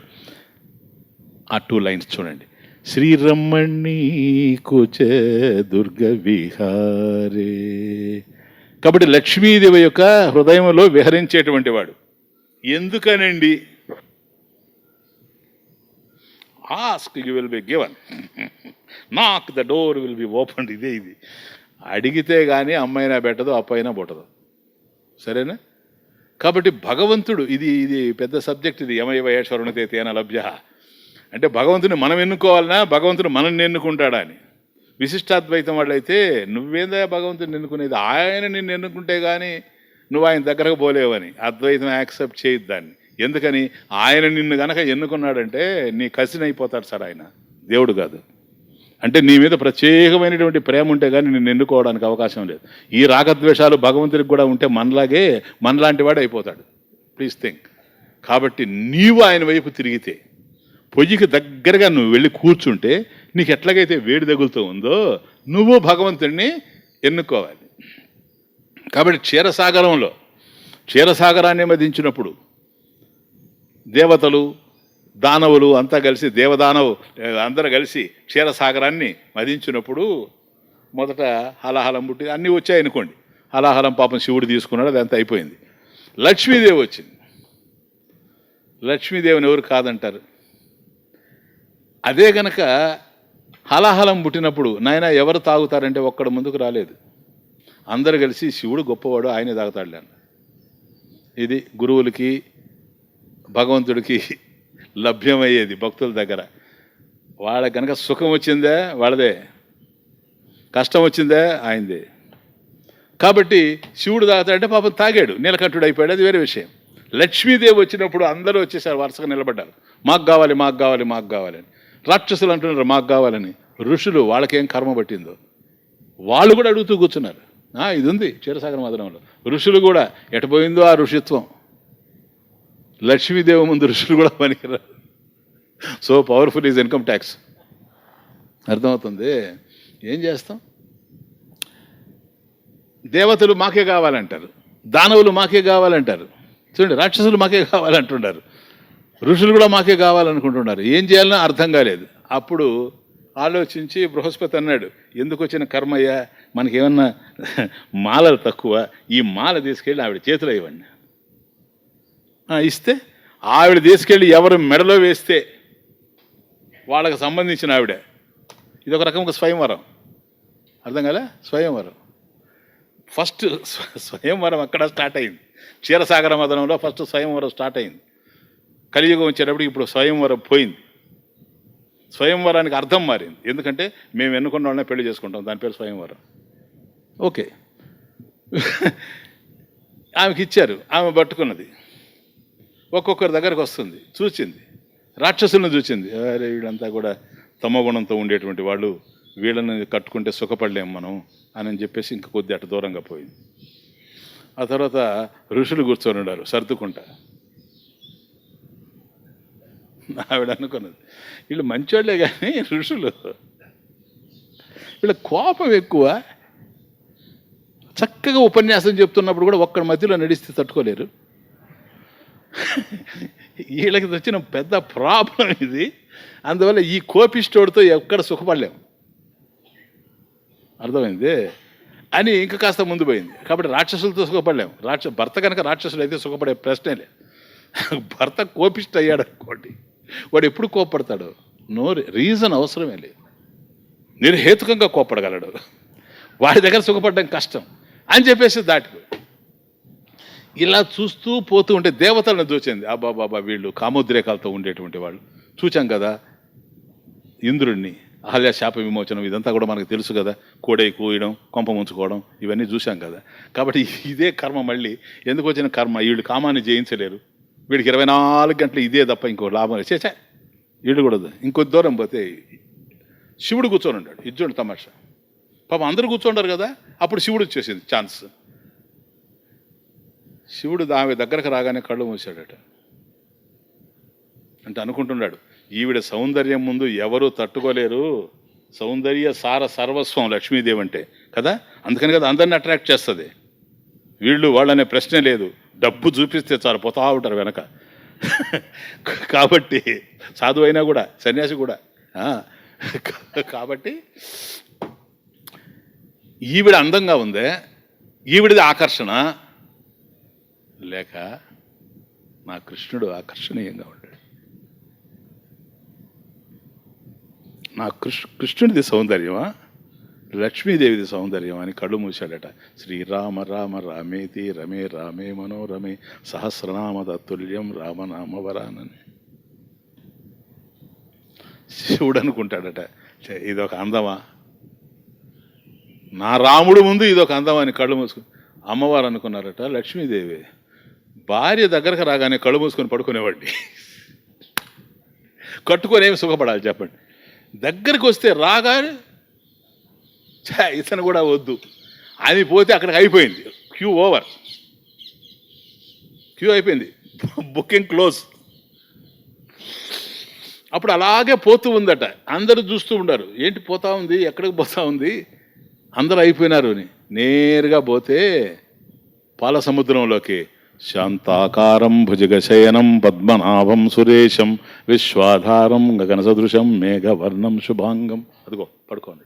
శాంతాకారం భుజగశయనం, పాము మీద భయంకరమైనటువంటి 1000 నాలుకలు కలిగినటువంటి ఆదిశేషుని మీద పడుకొని ఉంటే కూడాను శాంతాకారం, ప్రశాంతంగా ఉండాడు. పైగా వీళ్ళందరూ లక్ష్మీదేవి మాకు కావాలి మాకు కావాలి అని అడిగారు. కానీ ఆయన ఏం కోరుకోవడం లేదు. వీళ్ళందరికీ వాంఛలు ఉన్నాయి, ఆయనకి వాంఛ లేదు. ఇక్కడ ఒక సత్యం బయటపడతా ఉంది. నీ వాంఛ తీరాలంటే నువ్వు వాంఛాతీతుడు అయిపోవాలి. వాంఛాతీతుడు అయితేనే వాంఛ ఫలిస్తుంది. ఎప్పుడైతే ఆయనకు కోరిక లేదో, ఎందుకని కోరిక లేదు? దేని మీద లేదు, ఆప్తకాముడు. అందుకని ఆయన మెడలో పోయి వేసేసింది. కాబట్టి అందరూ కోరుకుంటారు, వాళ్ళకి లభ్యం కాలేదు. కానీ ఎవరైతే పరమేశ్వరుని కోరుకుంటారో వాళ్ళకి పరమేశ్వరుడు లభ్యమవుతాడు. లక్ష్మీదేవి సాక్షాత్తు భగవంతుణ్ణి ఎన్నుకొని ఆయన మెడలో మాల వేసి ఆయన్ని వరించింది గనక శ్రీరమణి కూచ దుర్గ విహారే. కాబట్టి ఆమె హృదయంలో విహరిస్తూ ఉన్నాడు. ఎందుకని? ఆమె హృదయంలో రెండవది లేదు. అంతగా టెంప్ట్ చేసేటువంటి వస్తువులన్నీ చుట్టూ ఉండినా, అందరూ ఉండినా కూడాను అందరినీ వదులుకొని భగవంతుడి కోసం వచ్చింది కనుక ఎవరైతే ఇక్కడ మనల్ని ప్రేరేపించేటువంటి వివిధమైనటువంటి ఆకర్షణీయమైనటువంటి విషయాలు, వస్తువులు, వ్యక్తులు ఉన్నప్పటికీ కూడాను వీటంటికి స్వస్తి చెప్పి కేవలం భగవంతుడి మీదనే అన్యరాగ విస్మరణం, కేవలం భగవంతుడినే ఎవరైతే దృష్టి నిలుపుకుంటారో అనన్యాశ్చింతయంతో మాం ఏ జనాః పర్యుపాసతే, వాళ్ళ మీదకే భగవంతుని యొక్క దృష్టి పోతుంది కనుక. కాబట్టి ఎవరైతే హృదయంలో పరమేశ్వరుని పెట్టుకుంటాడో వాళ్ళ హృదయంలో పరమేశ్వరుడు విహరిస్తూ ఉంటాడు. అది శ్రీరమణీ కుచ దుర్గ విహారే. సేవక జనమందిరమందారే. సేవక జనులు అంటే భక్తులు. భక్తుల యొక్క హృదయాల్లో కల్పవృక్షం లాంటి వాడు. కల్పవృక్షం ఏంటో తెలుసా? కోరితే, మనం ఏది కోరితే దాన్ని అనుగ్రహించేది కల్పవృక్షమైనా కామధేనువైనా. అటువంటి వృక్షంతో, అటువంటి ధేనువుతో పరమేశ్వరుని పోల్చలేం. కానీ డిఫరెన్స్ ఏంటంటే మనం ఏది కోరితే అది కల్పవృక్షం ఇస్తుంది, మనం ఏది కోరితే దాన్ని కామధేను ఇస్తుంది. మనం ఏమి కోరకపోయినా సమస్తాన్ని మనకు అందించేటువంటి వాడు పరమేశ్వరుడు. అందువల్ల భక్తుల యొక్క హృదయాల్లో, హృదయ మందిరాలలో సేవక జన మందిర మందారే కల్పవృక్షంలాగా ఉండాడని. ఎందుకని? మన అవసరాలు ఆయనకి తెలుసు, నాకు ఏది కావాలో పరమేశ్వరుడికి తెలుసు. అదే విచిత్రం, అదే విచిత్రం. ఇదే శరణాగతి అంటే. త్వమేవ శరణం మమ అన్యదా శరణం నాస్తి, తమేవ శరణం మమ తం ఈశ్వరం ఏవ శరణం ఆశ్రయం గచ్చ, తమేవ శరణం గచ్చ సర్వభావేన సర్వాత్మన. అన్ని విధాలుగా పరమేశ్వరుణ్ణి అంటి పెట్టుకొని ఉంటాడు. కర్ణాటక దేశంలో ఒక శ్రీనివాస నాయకుడు అని, అంటే ఎట్లా కల్పవృక్షం అనేదాన్ని చెబుతాను, ఉండేవాడు. మహాభక్తుడు, వజ్రాల వ్యాపారం, రత్నాల వ్యాపారం చేస్తూ ఉండేటువంటి వాడు. షరాబు కొట్టు పెద్దది. వాళ్ళ తండ్రి వరదప్ప నాయకుడు అని. ఇది చరిత్రలో ఒక అద్భుతమైనటువంటి, భక్తుల యొక్క జీవిత గాథలో ఒక అద్భుతమైనటువంటి సన్నివేశం. 350 సంవత్సరాల క్రితం జరిగినటువంటి విషయం. ఆయన కూడాను కోటీశ్వరుడు, ఈ వ్యాపారమే చేశాడు. తండ్రి చనిపోయిన తర్వాత ఆ వరదప్ప నాయకుడు యొక్క వ్యాపారాన్ని ఈ శ్రీనివాస నాయకుడు కొనసాగిస్తూ ఉన్నాడు. ఈయనకు భార్య సరస్వతి బాయి, ఆమె మహాభక్తురాలు. ఇట్లా జరుగుతూ ఉంది. కానీ విచిత్రం ఏంటంటే ఇతను మంచి పండితుడు, బాగా శాస్త్ర పరిజ్ఞానం కలిగిన వాడు, కావలసినంత ఆస్తిపాస్తులు ఉన్నాయి, పిల్లలు లేరు. కానీ ఎందుకనో విపరీతమైన లోభత్వం. ఎంతసేపు డబ్బు కావాలి, ధనం కావాలి, ఇంకోటి ఎంత సంపాదించినా తృప్తి లేదు. ఒక్కరోజు ఈయన షాపుకు పోవడానికి బయలుదేరుతున్న సమయంలో ఒక బ్రాహ్మడు వచ్చాడు. బ్రాహ్మడు వచ్చి నమస్కారం పెట్టాడు. ఎందుకో ఆ టైంలో, ఒక్కొక్క టైము, ఆ టైంలో ఇతని మనసు కాస్త రుజుమార్గంలో ఉంది. ఏనాయనా ఏమిటి అన్నాడు. కళ్ళలో నీళ్లు పెట్టుకొని, ఏం లేదు, నాకు ఒక పిల్లవాడు, ఆ పిల్లవాడికి ఉపనయనం చేయాలి. నేను పేదవాడిని, పేద బ్రాహ్మణుడిని, నాకు ఉపనయనం చేసేటువంటి శక్తి సామర్థ్యాలు లేవు. కనుక మీరు ఏదైనా సహాయం చేస్తే చేసుకుందామనే ఉద్దేశంతో ఎందుకు మీ దగ్గరికి రావాలనిపించి వచ్చాను అంటాడు. పెళ్ళికి బిచ్చం పెట్టడం అన్నాడు. ఇప్పుడు ఆయనకి ఏమి ఇవ్వబోతాడు? కానీ ఎందుకో ఆ రోజు ఇతను మూడ్ బాగుంది. మూడ్ అనేది ఒకటి ఉందా మనకు, రూడ్గా, అది కాస్త బాగుంది. వెంటనే అన్నాడు చూచి, సరే నేను సహాయం చేస్తాను, రేపు రా అన్నాడు. కొన్ని పనులు ఆలోచన రాగానే చేసేస్తే జరుగుతాయి, కానీ పోస్ట్ పోన్ చేస్తే ఇంకా ఎలాగే ఉంటాయి. అందులో ఇట్లాంటి వాళ్ళ విషయంలో రేపు రా అన్నాడు అతను, రేపు వచ్చాడు, ఇతని మనసు మారిపోయింది. మళ్ళీ అంటాడు రేపు రా అని, మళ్ళీ వస్తాడు. మళ్ళీ విధియ రోజు రమ్మంటాడు, విధియ వస్తే చతుర్దశి, ఇంకా పోతా ఉంది, తిరగతా ఉంది ఈ విధంగా పౌర్ణమి. చివరికి అమావాస్య అయిపోయింది, 6 నెలలు అయింది. ఒకరోజు వచ్చాడు మళ్ళీ, కానీ ఓపిక తిరుగుతూ ఉన్నాడు ఇన్ని రోజులు. అది తమాషా, ఎందుకంటే నమ్మకం, ఇస్తాడనేటువంటి విశ్వాసం, ప్రగాఢ విశ్వాసం. తీరా వచ్చేటప్పటికి ఆ రోజు లేడు. లేకపోతే భార్య ఉంది సరస్వతిబాయి, ఆమె చూస్తూ ఉంది ఇన్ని రోజులుగా. అతను వస్తూ ఉండడం, ఈయన రేపు రేపు ఎల్లుండి మన్నాడని చెప్తూ ఉండడం. అప్పుడు అడిగింది, నాయన నేను ఒక 6 నెలల నుంచి చూస్తున్నాను, నీవు రోజు వస్తున్నావు, కారణం ఏంటి అని అడిగింది. ఎందుకు వస్తున్నావు, ఆయనతో ఏం పని నీకని. బోర్న ఏడుస్తూ, అమ్మా ఏం లేదు, నాకు పిల్లవాడు, వాడికి నేను ఉపనయనం చేయాలా, నాకు శక్తి సామర్థ్యాలు లేవు, ఆర్థిక స్తోమత లేదు, అందుకని ఎవరినైనా నలుగురిని అడుగుతా అనుకున్నా, ఎవరి దగ్గర పోయినా ఎవరు చేయలేదు. మొట్టమొదటిసారిగా ఇస్తాను అన్నది ఈయనే. రేపు రా నాయన అన్నాడు. అప్పటి నుంచి తిరుగుతూ ఉన్నాను, 6 నెలలు అయింది, అయినా నా ఆశ చావలేదు. ఎందుకని, ఆ మాత్రం చెప్పిన వాళ్ళు కూడా నాకు ఎవరు లేరు, మళ్ళీ రాయిస్తామని. ఈయన ఏదో చెప్తూ ఉన్నాడు, ఏ రోజైనా సరే జరగకుండా పోతుందే. Every dog will have its own day, నాకు కూడా వస్తుందేమో అని చెప్పి తిరుగుతున్నానని. పాపం ఆమె మనసుకు చెలించిపోయింది. ఎందుకంటే మహాభక్తురాలు, ఇతను చూస్తే పేద బ్రాహ్మణుడు, నైష్ఠికుడుగా కనపడతా ఉన్నాడు, సాత్వికుడిగా తెలుస్తూ ఉన్నాడు. భర్త విషయం ఆమెకి బాగా తెలుసు, ఇతని విషయం అర్థమవుతా ఉంది. ఒక్క క్షణంలో వచ్చింది నిర్ణయానికి, నాయన ఇక్కడే ఉండొస్తానని లోపలికి వెళ్ళి భగవంతుడికి నమస్కరించింది. భగవాన్, ఇది ఒప్పా తప్పు అనేది నాకు తెలియదు, కానీ ఆ పేద బ్రాహ్మడు యొక్క బాధ నేను చూడలేకపోతున్నా, అది చాలా దుర్భరంగా ఉంది, అందుకని నేను ఈ పని చేస్తున్నా, నన్ను క్షమించని. వెంటనే ఆ ముక్కు పుడక ఉంటే అది తీసి నేరుగా తీసుకొని వచ్చి అతనికి ఇచ్చి, నాయన ఇదిగో తీసుకో, నా భర్త విషయం నీకు తెలియదు, ఆయన్ని పెళ్లి చేసుకొని నేను 30 సంవత్సరాలు అయింది, ఆయన గురించి చెప్పాలంటే 60 సంవత్సరాలు పడుతుంది, ఇదిగో నువ్వు తీసుకొని పో. ఇది అందరూ భార్యలు చెప్తారులేండి, ఆమె కాదు. ఎందుకంటే దాన్నే సంసారం అంటారు. తీసుకుపో, కానీ ఇక మీదట మాత్రం రావద్దు అని చెప్పింది. నమస్కారం పెట్టాడు, తీసుకెళ్ళిపోయి ఇంటికి వెళ్ళిన తర్వాత అతనికి ఒక తమ్ముడు ఉంటే ఆ తమ్ముడిని పిలిచి, ఒరే దీన్ని తీసుకెళ్ళి అమ్ముకొని రారా, డబ్బు కావాలి మనకు, ఎందుకంటే ఉపనయనం చేయాలి కదా, మనకి ఇదేం చేసుకుంటాము, డబ్బు తీసుకొని రా అని పంపించాడు. అతనికి తెలియదు కనుక అది తీసుకొని ఎక్కడికి వచ్చాడో తెలుసా, షరాబు కొట్టులోకే, మనవాడి దగ్గరికే వచ్చాడు, శ్రీనివాస నాయకుడి దగ్గరికే వచ్చాడు. ఏమండి ఇది తీసుకొని, ఈ ఆభరణం తీసుకొని మాకు డబ్బు ఇచ్చేయమన్నాడు. అట్లా చూడగానే కనిపెట్టేశాడు, మనోడైన సామాన్యుడా, ఎంత అనుభవం, 30 years 40 years ఎక్స్పీరియన్స్ దీంట్లో. చూడగానే ఇది మనదే, ఎట్లొచ్చింది, దొంగతనం చేశాడా, లేక మనది లాంటిదే ఇంకొకరికి ఉందే, నువ్వు ఉండడానికి అవకాశం లేదే, ఇదిగో తెలుస్తుంది నాకు అని అనుకొని తమాషగా ఏం చేశాడంటే, నాయన 1 గంట తర్వాత రా నువ్వు, ఎందుకంటే దీన్ని మదింపు వేయాలి ఎంత అనేది, నేను ఇస్తాను అన్నాడు. అట్లాగేనండి నేను వెళ్ళాడు అతను. ఇతను దీన్ని ఆ పెట్టి తీసి దాంట్లో పెట్టి తాళం వేశాడు. ఆ తాళం జేబులో పెట్టుకున్నాడు. నేరుగా కొట్టుకు తాళం వేశాడు. ఆ తాళం జేబులో పెట్టుకున్నాడు, తాళం చెవి. నేరుగా డైరెక్ట్గా ఇంటికి వచ్చాడు. ఇంటికి వచ్చి తలుపేసింది. సరస్వతి సరస్వతి అని తట్టాడు. ఆవిడ గుండె పగిలిపోయింది.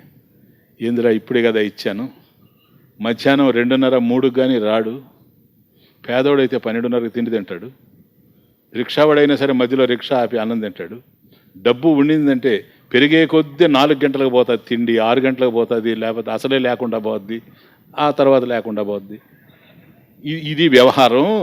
కానీ 2 గంటలకు కానీ వచ్చేవాడు కాదు. ఇదేం కర్మ ఇది, ఇప్పుడే వచ్చేసాడే, ఏం చేయాలి? ఎందుకో తెలుసా, అది ముక్కు పుడక. ఇంకేదన్నా అయితే వేరే విషయం, మొలతాడైతే ఎవరికి తెలియదు. ఇది ముక్కు పుడకే, చూస్తానే కనపడుతుంది. అడుగుతాడేమో, అడగకపోతే వేరే విషయం, అడిగితే ఏం చెప్పాలి అని అనుకుంటుంది. 2-3 సార్లు కొట్టాడు. ఇదిగో వస్తున్నానండి, పోయి తలుపు తీసింది. తలుపు తీస్తాను, వచ్చిన పని అదే కనుక, ఏంటి నీ ముక్కు పుడకేమైందని అడిగాడు.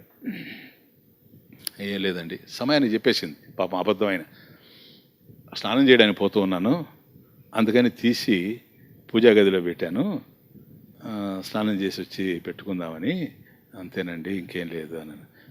ఒకసారి తీసుకొని రా, దాన్ని పని ఉంది, మెరుగు పెట్టాలి, దాన్ని ఒకసారి తీసుకోరా అన్నాడు. పోయింది. డబ్బు విషయంలో తన భర్త ఎలాంటి వాడో ఆమెకు బాగా తెలుసు. గతంలో భిక్షగాడికి భిక్షం పెట్టిన దానికే విపరీతంగా కొట్టేశాడు ఆమెని. అటువంటి సన్నివేశాలు కూడా ఉన్నాయి.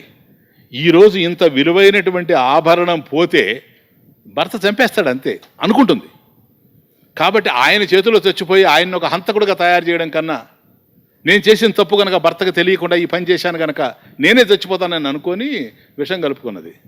ఈ లోపల 2-3 సార్లు అరుస్తున్నాడు అక్కడి నుంచి, సరస్వతి తొందరగా రా, నేను వెళ్ళాలని. ఎందుకంటే అతనికి ఇది ఏంటి, ఇది మందేనా కాదా అనేది ధ్రువపడాలి. ఈ లోపల ఆ విషం కలుపుకొని, హే పాండురంగ,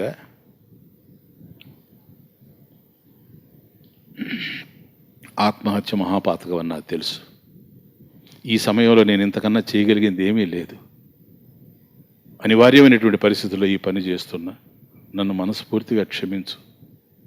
నాకు ఏ గతి ప్రాప్తిస్తే ఆ గతి ప్రాప్తిస్తుంది. భర్తని హంతకుడుగా నేను చిత్రించలేను అని అనుకొని కృష్ణార్పణం అంటే తాగబోతుంది. విచిత్రం ఏంటంటే అట్లా తాగబోతా ఉంది. ఆ విషపు గిన్నెలో ఆ ముక్కుపుడక కనపడతా ఉంది, క్లియర్గా కనపడతా ఉంది. ఈ లోపల అరిచాడు, సరస్వతి తీసుకురా త్వరగా, ఇదిగో తెస్తున్నానండి అని ఈ ముక్కుపుడక తీసుకుపోయి ఇచ్చింది. చూచాడు, తందే.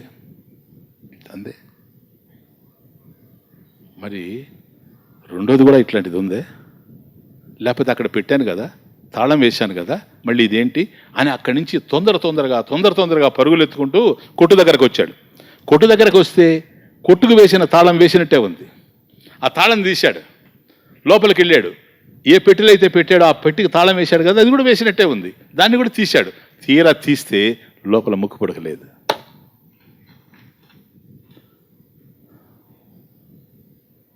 ఎటుపోయిందో ఇంతవరకు నడిచిన జీవితం. ఒక్కసారి ఆలోచన పడింది, ఇది మనదే, ఇక్కడే పెట్టాను, తాళం వేశాను, తాళం చెవి నా దగ్గరే ఉంది, అక్కడికి ఎట్లా వచ్చింది? ఎవరికి సాధ్యం అది? ఇక్కడి నుంచి నేను నడిచాను, నాకన్నా ముందు నడిచినాడు ఎవడో ఉండాలి, నాకన్నా ముందుగా పోయి ఇచ్చి ఉండాలి. ఈ విషయం ఏంటో, ఈ తాళం దానికి సంబంధించిన కీ నా దగ్గర ఉంది, కానీ అసలు విషయానికి సంబంధించిన కీ మాత్రం నా ధర్మపత్ని దగ్గర ఉంది అని అనుకొని పరిగెత్తుకుంటూ వచ్చాడు. దండం పెడుతూ కాళ్ళ మీద పడ్డాడు భార్యకి. నువ్వు ఈ క్షణాన నాకు అర్థంగివి కాదు, నా గురువువి, యథార్థం చెప్పు, సత్యాన్ని చెప్పు, ఏం జరిగింది? ఏం లేదండి, ఆ బ్రాహ్మడు వస్తాడు కదా, అతను వచ్చాడు, ఇంక ఇతను ప్రతిరోజు ఇలా వస్తున్నాడని నేను తట్టుకోలేక ఆ ముక్కు కూడా ఇచ్చేసాను. అప్పుడు ఎంక్వైరీ చేస్తే ఆ వచ్చింది అతను తమ్ముడే. ఎంత తెలిసిపోయింది ఇప్పుడు అనుకుంటాడు. అంటే అక్కడ నేను పెట్టెలో పెట్టి తాళం వేసి వచ్చాను, ఇక్కడ నా భార్య యొక్క విషపు గిన్నె, విషం ఏదైతే కలుపుకున్నదో ఆ విషపు గిన్నెలో ఇది కనిపించింది. దాన్ని అక్కడ వేసిన వాడు ఎవడై ఉండాలి, అక్కడ ఎవడైతే ఉండాడో వాడే ఇక్కడ ఉండాలి, అప్పుడే అది సాధ్యం. అంటే అక్కడ ఉండేవాడు, ఇక్కడ ఉండేవాడు, అంతటా ఉండేటువంటి వాడు నా భార్య సరస్వతికి పనులు చేసి పెడతా ఉండాడా, పనులు చేసి పెడతా ఉండాడా. ఎవరు చేసేది? ఇది వచ్చేసింది, సర్రం తిరుగుతూ ఉంది. భార్య పలకరించిన పరిగే స్థితిలో లేడు, డెసిషన్ తీసుకోపోతా ఉన్నాడు జీవితంలో. అప్పుడు అన్నాడు, సరస్వతి, ఇంతకాలం మృగతృష్ణ వెంట పరిగెత్తాను, ఎండమావుల వెంట పరిగెత్తాను, ఆ జలం నా దప్పికని తీరుస్తుంది అనుకున్నాను. లేదు, నాకు అర్థమైపోయింది. జగత్తు వెనక నేను పరిగెత్తానే కానీ జగదీశ్వరుడిని పట్టుకోవడం నీకే తెలిసింది, కానీ నాకు తెలియలేదు. జగత్తునంతా ఉద్ధరించేటువంటి వాడు మా ఇంట్లో నా భార్యను ఉద్ధరిస్తున్నాడు అనేటువంటి సత్యాన్ని కూడా నేను గుర్తుపట్టలేకపోయాను. కేవలం ఆ ధనం కోసమే పరుగులు ఎత్తుపోయాను. ఈ అద్భుతమైనటువంటి సత్యాన్ని నేను గుర్తించలేకపోయాను. ఈ క్షణం నుంచి నువ్వు నాకు భార్య కాదు, ఈ క్షణం నుంచి నువ్వు నా గురువు. ఇంకా మన ఇద్దరికి కావాల్సింది భగవంతుడు ఒక్కడే. ఇంతకాలం నీకే ఉండింది భక్తి, ఈరోజు నీ వల్ల నాకు కలిగింది భక్తి. అప్పుడు అంటాడు, హే భగవాన్, జగత్తంతా నిండి నిబిడీకృతమైన వాడివి కదా, మూర్తి నీవే, అమూర్తి నీవే. అంతటా నిండి ఉండకపోతే అక్కడ ఇక్కడ ఎట్లా ఉండవు? నా కొట్టులో ఉండవు, మా ఇంట్లో ఉండవు, విషపు గిన్నెలో ఉండవు, నువ్వు లేని చోటే లేదు, అంతటి నిన్ను యశోద చూడండి ఎక్కడ పోయింది ఆలోచన. ఊయల్లో పెట్టి ఎట్లా ఊపింది కృష్ణ. ఎవరికి రావాల్సిన ఆలోచనలు ఇవి? మహాభక్తులకు రావాల్సినటువంటి ఆలోచనలు. ఈ లుబ్ధుడు, లోభి, కేవలం ధనాన్నే ప్రథమంగా జీవితంలో ముఖ్యమైనటువంటి లక్ష్యంగా పెట్టుకొని బ్రతికినటువంటి వాడికి ఆలోచనలు మారిపోతూ ఉండేవి. జగదోద్ధారణ అడిసిదళే శోద, జగదోద్ధారణ అడిసిదళే శోద, ಜಗದೋದ್ಧಾರಣ ಅಡಿಸಿದಳ್ಳೆ ಶೋಧ, జగదోద్ధారణ. భాష కన్నడం. కన్నడంలో ఈ కీర్తన చాలా అద్భుతమైనటువంటి కీర్తన. ఈ సందర్భంలో, ఈ సన్నివేశంలో ఆ శ్రీనివాస నాయకుడు పాడినటువంటి పాట. అడిసిదళే శోధ. అయ్యా, నువ్వంతా జగత్తంతా నిండి నిబిడీకృతమైనటువంటి, జగత్తును రక్షించేటువంటి వాడివి, జగద్రక్షకుడివి. నిన్ను ఊయల్లో పెట్టి ఎట్లా ఊపిందయ్యా, ఎట్లా నిన్ను ఎత్తుకున్నదయ్యా చంకకి, అంత బరువైనటువంటి నిన్ను ఎట్లా చంకన పెట్టుకున్నది యశోద. అడిసిదళ్ళె శోద జగదోద్ధారణ అడిసిదళ్ళె శోద, జగదోద్ధారణ ಅಡಿಸಿದಳ್ಳೆ ಶೋಧ, ಜಗದೋದ್ಧಾರಣ.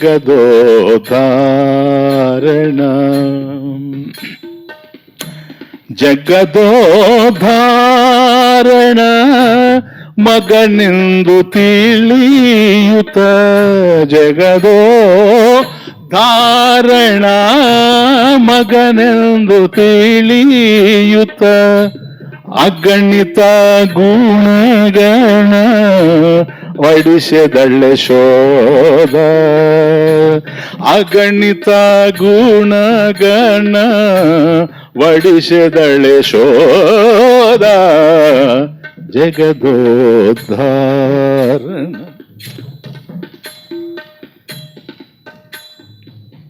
ಒಡಿಸಿದಳ್ಳೆ ಶೋಧ, జగదోద్ధారణ. ఈ ముక్కు పుడకని ఇక్కడ అక్కడ ఎట్లా ఇవ్వగలిగావు నాకు ఇప్పుడు అర్థమైపోతా ఉంది. అణోరణీయన మహతో మహీయన,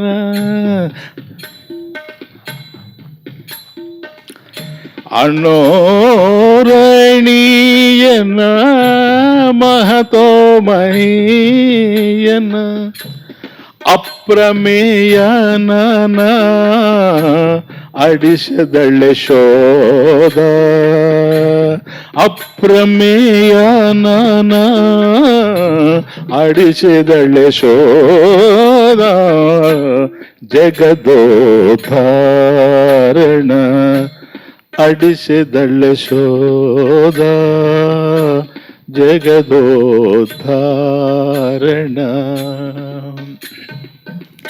ಪರಮಾಪುರುಷಣ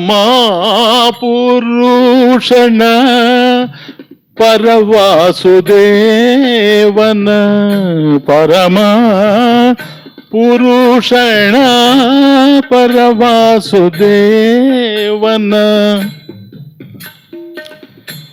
ಪುರಂದರ ವಿಠಲನ ಅಡಿಸಿದಳ್ಳೆ ಶೋಧ, ಪುರಂದರ ವಿಠಲನ ಅಡಿಸಿದಳ್ಳೆ ಶೋಧ, ಜಗದೋದ್ಧಾರಣ ಅಡಿಸಿದಳ್ಳೆ ಶೋಧ, ಜಗದೋದ್ಧಾರ.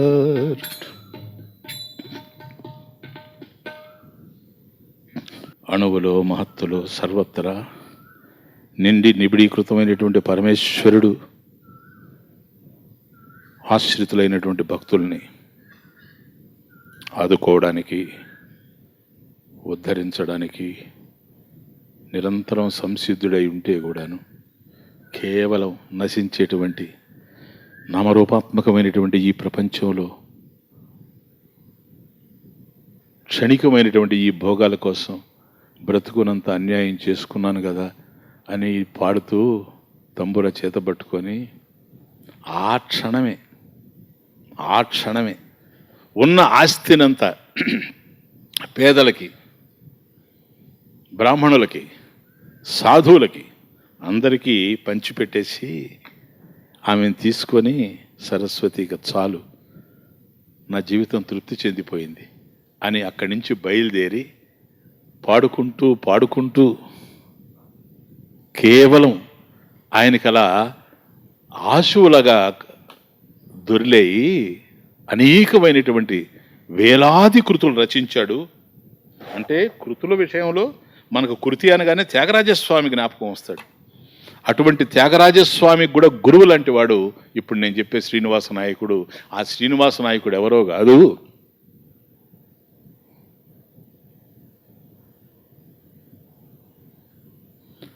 ఆయనే భక్త పురందరదాసు.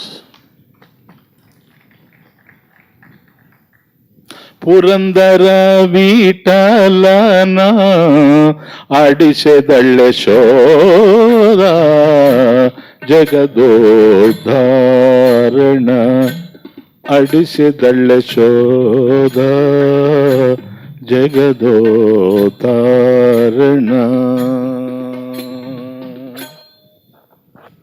సమస్తాన్ని త్యజించి అక్కడి నుంచి బయలుదేరి తిరుపతికి వస్తే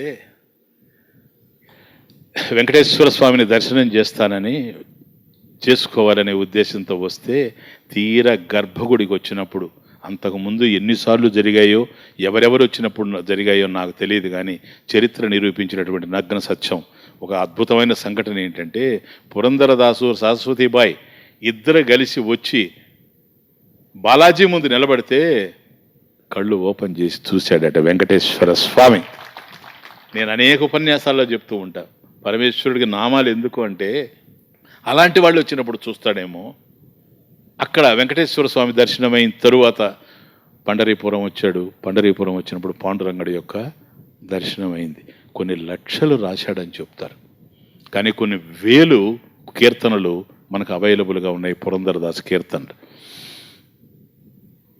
ముఖ్యంగా త్యాగరాజస్వామి అంటే కాంటెక్స్ట్ అది కాకపోయినా చెప్తున్నా, ప్రహ్లాద భక్త విజయం అనేటువంటి గ్రంథాన్ని ప్రారంభిస్తూ ఆరంభంలో భగవంతుడికి నమస్కరించి తర్వాత ఎవరిని హృదయంలో నమస్కరించాడంటే పురందరదాస్కి త్యాగరాజస్వామి. దురితములను పరిమార్చెడి హరిగుణముల పాడుచునెప్పుడు, దురితములెల్లను పరిమార్చెడి హరి గుణముల పాడుచునెప్పుడు, పరవశుడై వెలయు పరవశుడై మెలగు పురందరదాసుని మహిమలను తలచెదమ్మదిలోను. నిరంతరం భగవన్నామాన్ని నమ్ముకొని ఆ భగవన్నామ యొక్క ప్రాశస్త్యంతోనే జీవిస్తూ దాన్ని ఆహారంగా పానీయంగా స్వీకరిస్తూ నిరంతర భగవన్నామ సంకీర్తనతో పరవశుడై ఉండేటువంటి పురందరదాసు అద్భుతమైనటువంటి మహిమలు ఆయన జీవితంలో ఇలాంటి ఎన్నో ఉన్నాయి. నేను ఊరికే ఒక సన్నివేశం మీకు చెప్పాను, అద్భుతమైన సన్నివేశాలు చాలా ఉన్నాయి. కొన్ని నేను చంద్రభాగ తరంగాల్లో కూడా రాశాను ఆయన జీవిత చరిత్ర. ఎందుకు చెప్తున్నానంటే అటువంటి పురందరదాసుని ఉద్ధరించినటువంటి మహాత్ముడు. కానీ విచిత్రం చూడండి, అందువల్ల ఇది సాధు సంపర్కం. వాస్తవానికి భక్తురాలు ఆ తల్లి, ఆమె కన్నా ముందుగా తరించిపోయినాడు పురందరదాసు. చూడండి విచిత్రం చూడండి. కాబట్టి ఆమెకి పరమేశ్వరుడు రావాలని, ఆ ముక్కుపుడకను అందులో వెయ్యాలని, ఇవ్వాలని ఇటువంటి ఆలోచనలు లేవు కదా. విషం తాగడానికే సిద్ధమైపోయింది. కానీ ఆమెకి ఏం కావాలనో పరమేశ్వరుడికి తెలుసు. శ్రీరమణి కూచ దుర్గ విహారే సేవక జన మందిర మందారే, సేవక జన మందిర మందారే. కాబట్టి భక్తుల యొక్క హృదయాల్లో కల్పవృక్షం లాంటివాడు. అంటే కల్పవృక్షం అయినా సరే మనం అడిగితే ఇస్తుంది, కానీ పరమేశ్వరుడు అలాంటి కల్పవృక్షం కాదు. మనకు ఏది అవసరమో అది ఇచ్చేటువంటి వాడు. చూసారా, ఆ సమయానికి ఆ తల్లిని ఆ విధంగా రక్షించి భర్తను కూడా కడతీర్చేటట్టు చేశాడు.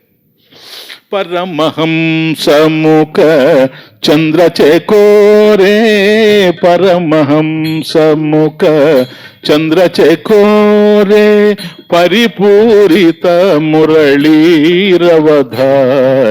మానస సంచరరే బ్రహ్మణి మానస సంచరరే. పరమహంస ముఖచంద్ర.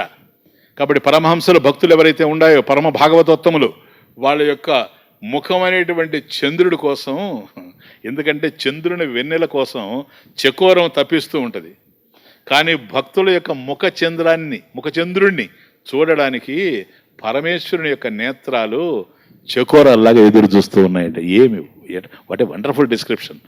పరమహంసముఖ చంద్ర చకోరే పరిపూరిత మురళీరవధారే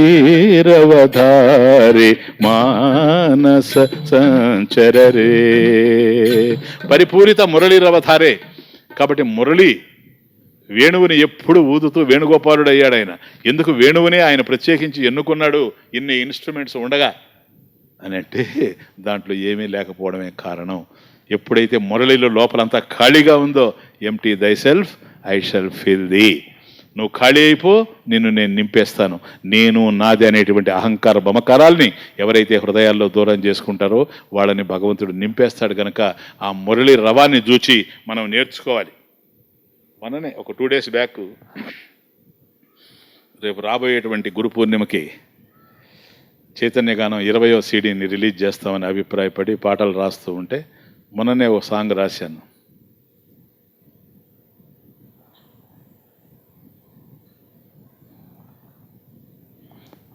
రూపు నల్లన, స్వామిని గురించి రాస్తూ, రూపు నల్లన చూపు చల్లన మనస్సు తెల్లన, రూపు నల్లన చూపు చల్లన మనస్సు తెల్లన, మురళీరవము మా పాలివరము,